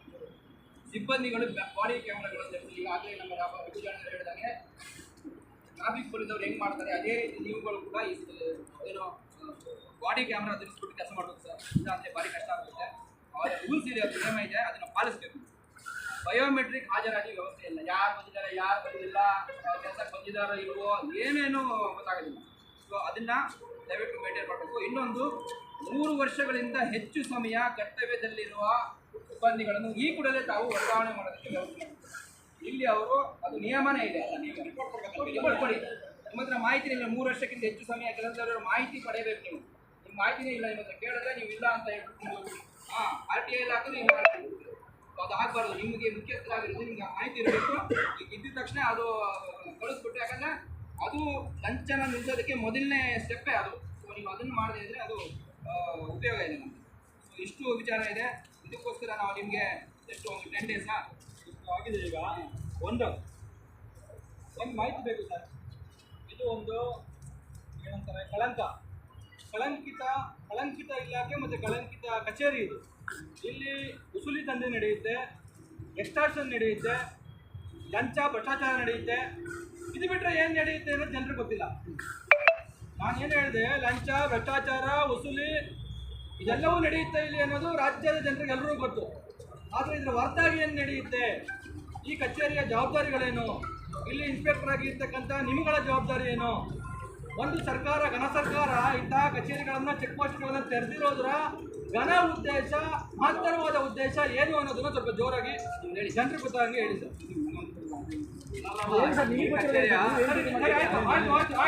ನೀವೆಲ್ಲದಕ್ಕೂ ಆಯ್ತು ಸರಿ ನಿಮ್ಮ ಜವಾಬ್ದಾರಿ ಸರಿ. ಮಂಜುನಾಥ್ ಅವರೇ, ಒಬ್ಬ ಹಿರಿಯ ಮೋಟಾರು ನಿರೀಕ್ಷಕರಾಗಿ ಈ ಕಚೇರಿಯಲ್ಲಿ ನಿಮ್ಮ ಜವಾಬ್ದಾರಿಗಳೇನು ಅನ್ನೋದನ್ನ ಜನರಿಗೆ ಹೇಳಿ. ಹೇಳಿ.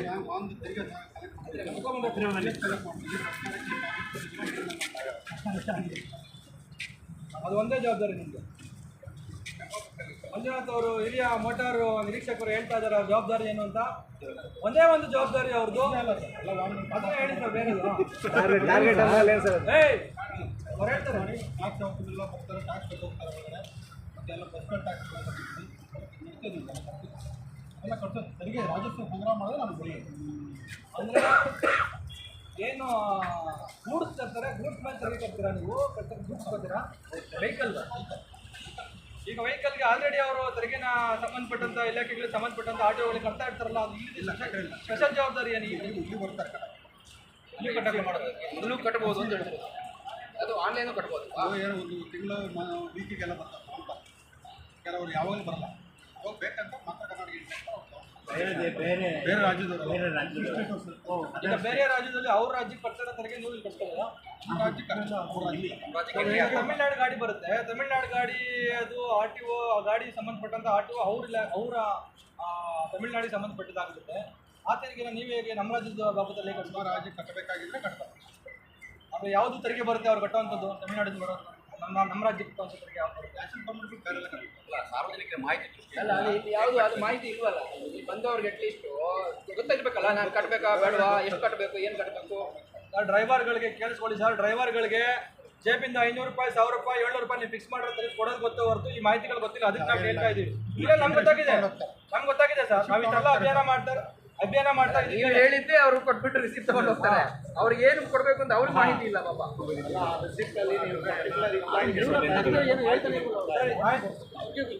ಅಲ್ಲ, ಇನ್ನೊಂದು ಜವಾಬ್ದಾರಿ ಇದೆಯಾ ಇಲ್ವಾ ಅಂತ ನಾನು ಸ್ಪಷ್ಟಪಡಿಸ್ಬೇಕು. ಇಲ್ಲಿ ಸ್ಮಗ್ಲಿಂಗ್ ಏನಾದರೂ ಆಗ್ತಾ ಇದ್ರೆ ಅದ್ರ ಬಗ್ಗೆ ನಿಮ್ಗೇನು ಜವಾಬ್ದಾರಿ ಇಲ್ವಾ? ಅಂದ್ರೆ ಯಾರೋ ಒಬ್ರು ಏನೋ ಇದಿಲ್ದೇನೆ ಗಂಧದ ಮರ ಅಥವಾ ಇನ್ನೊಂದು ಮಗದೊಂದು ಡ್ರಗ್ಸು ಇದ್ದಾಗ ನಿಮ್ ಜವಾಬ್ದಾರಿ ಅಲ್ಲ, ನಿಮ್ಗೆ ಸಿಕ್ಕಿದ್ರೆ ನೀವು ಹೇಗೆ ಅದನ್ನ ವಿಶೇಷಿತ ವಸ್ತುಗಳನ್ನ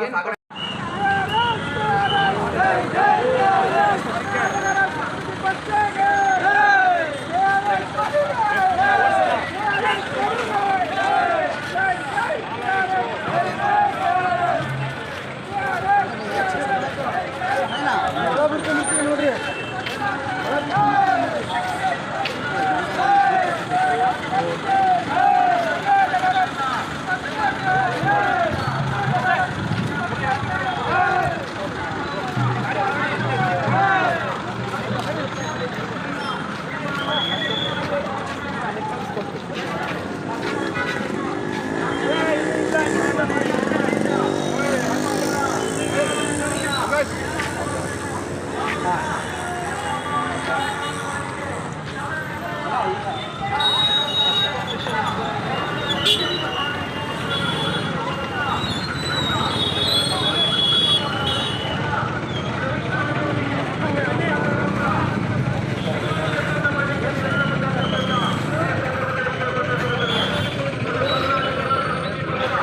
ಕಾರಣದಿಂದಾಗಿ ಇಲ್ಲಿ ಜನಗಣತಿನೇ ನಡೀತಾ ಇಲ್ಲ,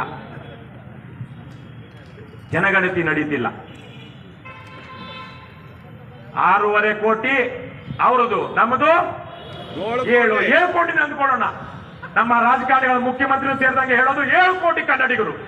ಅಲ್ರಯ್ಯ, ಇನ್ನೂ ಜಾಸ್ತಿ ಇದೀವ್ರಯ್ಯ. ಯಾಕ್ರಯ್ಯ ಇನ್ನೂ 50 ಲಕ್ಷ 1 ಕೋಟಿ ಜನನ ಕೊಂದಾಕಿದ್ದೀರಾ? 8 ಕೋಟಿ ಹತ್ರ ಇವತ್ತು ಕರ್ನಾಟಕದ ಭೂಭಾಗದಲ್ಲಿ ವಾಸ ಮಾಡ್ತಿರುವಂತವ್ರು. ಇವತ್ತು ಪದಕಗಳ ಪಟ್ಟಿಯಲ್ಲಿ ಫ್ರಾನ್ಸ್ನ ಸಂಖ್ಯೆ ಎಲ್ಲಿದೆ? 3ನೇ ಸ್ಥಾನದಲ್ಲಿದೆ. ಕರ್ನಾಟಕದ್ದು ಬಿಡೋಣ, ಭಾರತದ್ದು 59. ಕೆಳಗಡೆಯಿಂದ 3ನೇದ್ರಲ್ಲೋ 4ನೇದ್ರಲ್ಲೋ ಎಲ್ಲೋ ಇರುತ್ತೆ. 64ನೇ ಸ್ಥಾನದಲ್ಲಿದೆ ಅಂತ ಮಾಧ್ಯಮ ಮಿತ್ರರು ಹೇಳ್ತಾ ಇದ್ದಾರೆ. ಕರ್ನಾಟಕಕ್ಕೆ ಒಂದು ಪದಕ ತೆಗೆದುಕೊಳ್ಳುವಂತ ಯೋಗ್ಯತೆ ಇಲ್ವೇನ್ರಪ್ಪ? ಭಾರತಕ್ಕಲ್ಲ ನಾನು ಕೇಳ್ತಿರೋದು. 7.5 ಕೋಟಿ 8 ಕೋಟಿ ಜನಸಂಖ್ಯೆ ಇರುವಂತಹ ಕರ್ನಾಟಕಕ್ಕೆ ಇಲ್ವಾ? ಇದೆ ಇದೆ. 2004ರಲ್ಲಿ 20 ವರ್ಷದ ಹಿಂದೆ ಈ ರಾಜ್ಯದ ಮುಖ್ಯಮಂತ್ರಿ ಆಗಿದ್ದಂತ SM ಕೃಷ್ಣ ಆವತ್ತು ಒಲಿಂಪಿಕ್ಸ್ ನಡೆದಾಗ ಕರ್ನಾಟಕದಿಂದ 70 ಜನ ಒಲಿಂಪಿಕ್ ಕ್ರೀಡಾಪಟುಗಳನ್ನ ನಾವು ರೆಡಿ ಮಾಡ್ತೀವಿ ಅಂತೇಳಿ ಪ್ರತಿ ಒಲಿಂಪಿಕ್ಸ್ ನಡೆದಾಗಲೂ ಆವತ್ತಿದ್ದಂತ ಮುಖ್ಯಮಂತ್ರಿ, ಆವತ್ತಿದ್ದಂತ ಕ್ರೀಡಾ ಸಚಿವ ಒಂದು ಒಳ್ಳೆ ಮಾಸ್ಟರ್ ಪ್ಲಾನ್ ಹಾಕ್ತಾರೆ. ಏನ್ ಪ್ಲಾನು? Master plan. ಏನ್ ಪ್ಲಾನು? ಲೂಟಿ ಹೊಡೆಯೋ ಪ್ಲಾನ್. ಹೇಳೋದು ಒಲಿಂಪಿಕ್ಸ್ಗೆ ನಾವು ಸಿದ್ಧ ಮಾಡ್ತೀವಿ. ಇವತ್ತು ಯಾವುದೋ ಒಂದು ಪತ್ರಿಕೆಯಲ್ಲಿ ಬಂದಿದೆ, ಪ್ರತಿ ಸಲ ಮುಖ್ಯಮಂತ್ರಿ ಆಗಿದ್ದವನು ಒಲಿಂಪಿಕ್ಸ್ ನಡೆಯುವಾಗ ಘೋಷಣೆ ಮಾಡ್ತಾನಂತೆ, ಪುಂಗಿ ಇವತ್ತಿರೋ ಒಲಿಂಪಿಕ್ಸ್ ಮುಂದಿನ 4 ವರ್ಷಕ್ಕೋ 8 ವರ್ಷಕ್ಕೋ, ಇನ್ನು 4 ವರ್ಷಕ್ಕಾಗುತ್ತೋ ಇಲ್ವೋ, ಇನ್ನು 8 ವರ್ಷಕ್ಕೆ ಕರ್ನಾಟಕದಿಂದ ಮಿನಿಮಮ್ ಅಂದ್ರೂ 25ರಿಂದ 50 ಜನ ಒಲಿಂಪಿಕ್ಸ್ ಕಳಿಸುವಂತಹ ಒಂದು ಕನಸು ಕಂಡೆ ನಾನು. ಅವನ್ಯಾವನೋ ಡೆಲ್ಲಿ ಕೊಡಬೇಕಾಗಿಲ್ಲ ನಮಗೆ. ಕರ್ನಾಟಕದೊಳಗಡೆ ಒಂದು ರೈಲ್ವೆ ಟ್ರ್ಯಾಕ್ ಹಾಕೋದಿಕ್ಕೆ ತುಮಕೂರಿನಿಂದ ದಾವಣಗೆರೆಗೆ ನೇರ ರೈಲ್ ಇಲ್ಲ. ಇವತ್ತು ಯಾವುದೋ ಒಂದು ಜನಶತಾಬ್ದಿನೋ ಬೇರೆ ಎಕ್ಸ್ಪ್ರೆಸ್ ಹತ್ಕೊಂಡ್ರೆ ಬೆಂಗಳೂರಿನಲ್ಲಿ 5-6 ಗಂಟೆಗೆ ಹಾವೇರಿಗೆ ಬರ್ತಾನೆ. ಅದೇ ತುಮಕೂರಿನಿಂದ ಶಿರಾ, ಹಿರಿಯೂರು, ಚಿತ್ರದುರ್ಗದ ಹಾದಿಯಾಗಿ ದಾವಣಗೆರೆಗೆ ನೇರ ರೈಲ್ವೆ ಸಂಪರ್ಕ ಇದ್ದಿದ್ರೆ ಶಿಗ್ಗಾವಿಯಿಂದ ಬೆಂಗಳೂರಿಗೆ 4 ತಾಸು. ಅವನ್ಯಾವನೋ ಬುಲೆಟ್ ಟ್ರೈನ್ ಬಗ್ಗೆ ಮಾಡ್ತಾ ಇದ್ದ. ಬುಲೆಟ್ ಟ್ರೈನೇ ಬೇಕಾಗಿಲ್ಲ, ನೇರ ಟ್ರೈನು 100 ಕಿಲೋಮೀಟರ್ ಕಡಿಮೆ ಆಗುತ್ತೆ ಈ ನೇರ ರಸ್ತೆ ಮಾಡಿದ್ರೆ. ಆದ್ರೆ ನಮಗೆ ರೈಲು ಹಾಕೊಳ್ಳೋದಿಕ್ಕೆ ಅಧಿಕಾರ ಇಲ್ಲ. ಕರ್ನಾಟಕದಲ್ಲಿ ರೈಲು ಎಲ್ಲೆಲ್ಲಿ ಓಡಾಡಬೇಕು ಆ ರೈಲ್ವೆ ಹಳಿ ಹಾಕುವಂತಹ ಅಧಿಕಾರ ಕನ್ನಡಿಗರಿಗೆ ಇರಬೇಕೋ ಬೇಡವೋ? ಅಂತಹ ಇರುವಂತಹ ಒಂದು ಕನಸು ಕಂಡೆ ನಾನು. ಇಷ್ಟೇ ಅಲ್ಲ, ಮುಂದಿನ 60-70 ವರ್ಷಗಳಲ್ಲಿ ಭೂಮಿ ಮೇಲೆ ಇವತ್ತಿರುವಂತಹ ಅರ್ಧಕ್ಕಿಂತ ಹೆಚ್ಚು ಜನ ಉರಿದು ಬೂದಿ ಆಗಲಿದ್ದಾರೆ. ಆ ಹೊತ್ತಿಗೆ ನಾವು ಅಂತರಿಕ್ಷಕ್ಕೆ ಆಡಬೇಕಾಗಿದೆ, ಗ್ರಹಗಳನ್ನ ದಾಟಿ ಹೋಗ್ಬೇಕಾಗಿದೆ. ಯಾವುದ್ರಲ್ಲಿ ಹೋಗ್ತೀವಿ? ರಾಕೆಟ್ ಅಲ್ಲಿ. ನಮ್ಮ ಮಕ್ಕಳು ಮೊಮ್ಮಕ್ಕಳು ರಾಕೆಟ್ ಅಲ್ಲಿ ಹೋಗ್ತಾರೆ. ಕೇವಲ ಇಸ್ರೋ ನಂಬಿಕೊಂಡು ಕೂರೋದಿಕ್ಕಾಗಲ್ಲ. ಕೇಂದ್ರದಲ್ಲಿ ಅಲ್ಲಿ ಭಾರತ ಒಕ್ಕೂಟ ಸರ್ಕಾರದಲ್ಲಿರುವಂತಹ ಭ್ರಷ್ಟರು, ವಿಷನ್ ಇಲ್ಲದಿರುವಂತವ್ರು ಇರುವಂತಹ ಸಂದರ್ಭದಲ್ಲಿ ಕರ್ನಾಟಕದಲ್ಲೇ ಒಂದು ಕಿಸ್ರೋ ಕಟ್ಟುವಂತಹ ಅದು ಆಗುತ್ತೋ ಇಲ್ವೋ? ಇಸ್ರೋ ಬೇಕೋ ಅಂತಹ ಒಂದು ಕನಸು ಕಂಡೆ. ಇವತ್ತು ಇಲಾನ್ ಮಸ್ಕ್ ಅನ್ನುವಂತಹ ಒಬ್ಬ ಪ್ರಪಂಚದ ಅತ್ಯಂತ ಶ್ರೀಮಂತ, ಖಾಸಗಿಯಾಗಿ ಅವನೇನೇ ರಾಕೆಟ್ ತಯಾರಿಸಿ ಅವನೇ 1,000 ಜನಕ್ಕೆ ಕೆಲಸ ಕೊಟ್ಟು ಅವನೇ ರಾಕೆಟ್ ನಿರ್ಮಾಣ ಮಾಡಿ ಇವತ್ತು ಚಂದ್ರನ ತನಕ ಜನ ಕರ್ಕೊಂಡು ಹೋಗ್ತೀನಿ, ಮಂಗಳ ಗ್ರಹಕ್ಕೂ ಜನ ಕರ್ಕೊಂಡು ಹೋಗ್ತೀನಿ ಅವನು ಅಂತ ಹೇಳ್ತಿದ್ದಾನೆ. ಕರ್ನಾಟಕ ಸರ್ಕಾರಕ್ಕೆ ಅದನ್ನ ಹೇಳುವಂತಹ ಅಧಿಕಾರವೂ ಇಲ್ಲ, ಆ ಕನಸು ಕಾಣುವಂತಹ ಜನರು ಇಲ್ಲಿಲ್ಲ. ಇದಾರೇನಪ್ಪ? ಇಲ್ಲ. ಹಾಗಾಗಿ ಅಂತಹ ಒಂದು ಕನಸನ್ನ ನಾನು ಕಂಡೆ. ಆದ್ರೆ ಅದು ಹಗಲು ಕನಸೋ ಅಥವಾ ನನಸಾಗದ ಕನಸೋ ಅನ್ನುವಂತಹದ್ದು ಈಗ ನಮ್ಮ ಮುಂದೆ ಇರುವಂತಹ ಪ್ರಶ್ನೆ. ಸಾಧ್ಯವೋ ಅಸಾಧ್ಯವೋ? ಅದು ಸಾಧ್ಯ ಇದೆ. ನಾವು ಮನಸ್ಸು ಮಾಡಿದ್ರೆ ಸಾಧ್ಯ ಇದೆ, ನಾವು ಮನಸ್ಸು ಮಾಡಲಿಲ್ಲ ಅಂದ್ರೆ ಅದು ಅಸಾಧ್ಯ. ಗಗನ ಕುಸುಮ ಚಿಂತನೆ ಮಾಡಿ, ಕಳೆ ತೆಗೆದು ಕೊಯ್ಲು ಮಾಡಿ ಜನರಿಗೆ ಅನ್ನ ಇಕ್ಕುವಂತಹ ರೈತ ಸಾಲದ ಸುಳಿಯಲ್ಲಿ ಸಿಲುಕದ, ಆತ್ಮಹತ್ಯೆ ಮಾಡಿಕೊಳ್ಳದ, ಬಹಳ ಗೌರವ ಘನತೆಯಿಂದ ವೈಜ್ಞಾನಿಕ ಬೆಳೆ ಪದ್ಧತಿ ಮತ್ತು ವೈಜ್ಞಾನಿಕ ಬೆಲೆ ಪದ್ಧತಿಯ ಮೂಲಕ ತನ್ನ ಜೀವನವನ್ನ ಸಮೃದ್ಧ ಮಾಡಿಕೊಂಡಿರುವಂತಹ, ಶ್ರೀಮಂತ ಮಾಡಿಕೊಂಡಿರುವಂತಹ ಒಂದು ಕನಸು ಕಂಡೆ. ಈ ರಾಜ್ಯದ ಲಕ್ಷಾಂತರ ನಿರುದ್ಯೋಗಿ ಯುವಕರು PhD ಮಾಡಿಕೊಂಡಿರೋರು, ಕೇವಲ ಸೆಕೆಂಡ್ PhD ಕ್ವಾಲಿಫಿಕೇಶನ್ ಬೇಕಾಗಿರುವಂತಹ ಪೊಲೀಸ್ ಕಾನ್ಸ್ಟೇಬಲ್ ಹುದ್ದೆಗಳಿಗೆ, SDAಗಳಿಗೆ ಪರೀಕ್ಷೆ ಬರೆದು ಒಂದು ಗೌರ್ಮೆಂಟ್ ಕೆಲಸ ಸಿಗುತ್ತಾ ಅಂತ ಚಾತಕ ಪಕ್ಷಿಯಂತೆ ಕಾಯ್ತಾ ಇರುವಂತಹ ಯಾವೊಬ್ಬ ನಿರುದ್ಯೋಗಿ ಪದವೀಧರ ಯುವಕನಿಲ್ಲದ ಅವರವರ ವಿದ್ಯಾರ್ಹತೆಗೆ ತಕ್ಕನಾದ ಅವರವರ ಪ್ರಾಮಾಣಿಕತೆ ತಕ್ಕನಾದಂತಹ ಒಳ್ಳೆಯ ಉದ್ಯೋಗವನ್ನ ಪಡೆದುಕೊಂಡು ತನ್ನ ಕುಟುಂಬವನ್ನ ತನ್ನ ವ್ಯಕ್ತಿತ್ವವನ್ನ ಗಟ್ಟಿ ಮಾಡಿಕೊಳ್ತಾ ಈ ರಾಜ್ಯಕ್ಕೆ ಈ ದೇಶಕ್ಕೆ ಆಸ್ತಿ ಆಗಿರುವಂತಹ ಒಂದು ಕನಸು ಕಂಡೆ.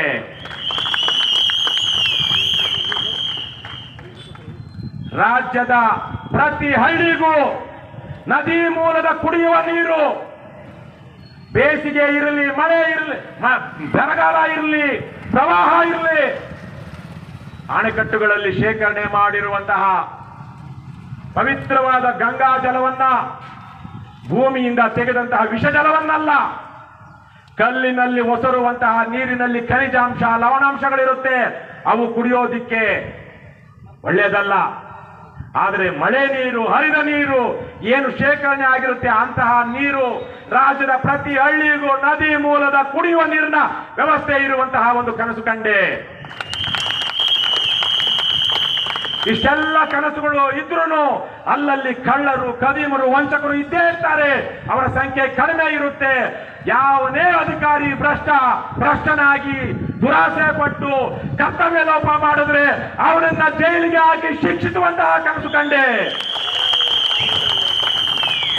ಇವತ್ತಿರುವಂತಹ ಪರಮ ಭ್ರಷ್ಟ ಲಂಪಟ ಅಯೋಗ್ಯ ರಾಜಕಾರಣಿಗಳು ಮುಂದಿನ ದಿನಗಳಲ್ಲಿ ಎಲ್ಲಾದ್ರೂ ತಲೆ ಎತ್ತಿದ್ರೆ ಅವನನ್ನ ಕೃಷ್ಣನ ಜನ್ಮಸ್ಥಳಕ್ಕೆ ಕಳಿಸುವಂತಹ ಒಂದು ಕನಸು ಕಂಡೆ. ಇಂತಹ ಹತ್ತಾರು ನಮ್ಮ ಆಶಯಗಳಲ್ಲ, ಇಂತಹ ಹತ್ತಾರು ಕನಸುಗಳನ್ನ ಕಂಡೆ. ಇವತ್ತು ಒಲಿಂಪಿಕ್ಸ್ ಎಲ್ಲಿ ನಡೀತಿದೆ? ಪ್ಯಾರಿಸ್ ಯಾವ ದೇಶದಲ್ಲಿದೆ?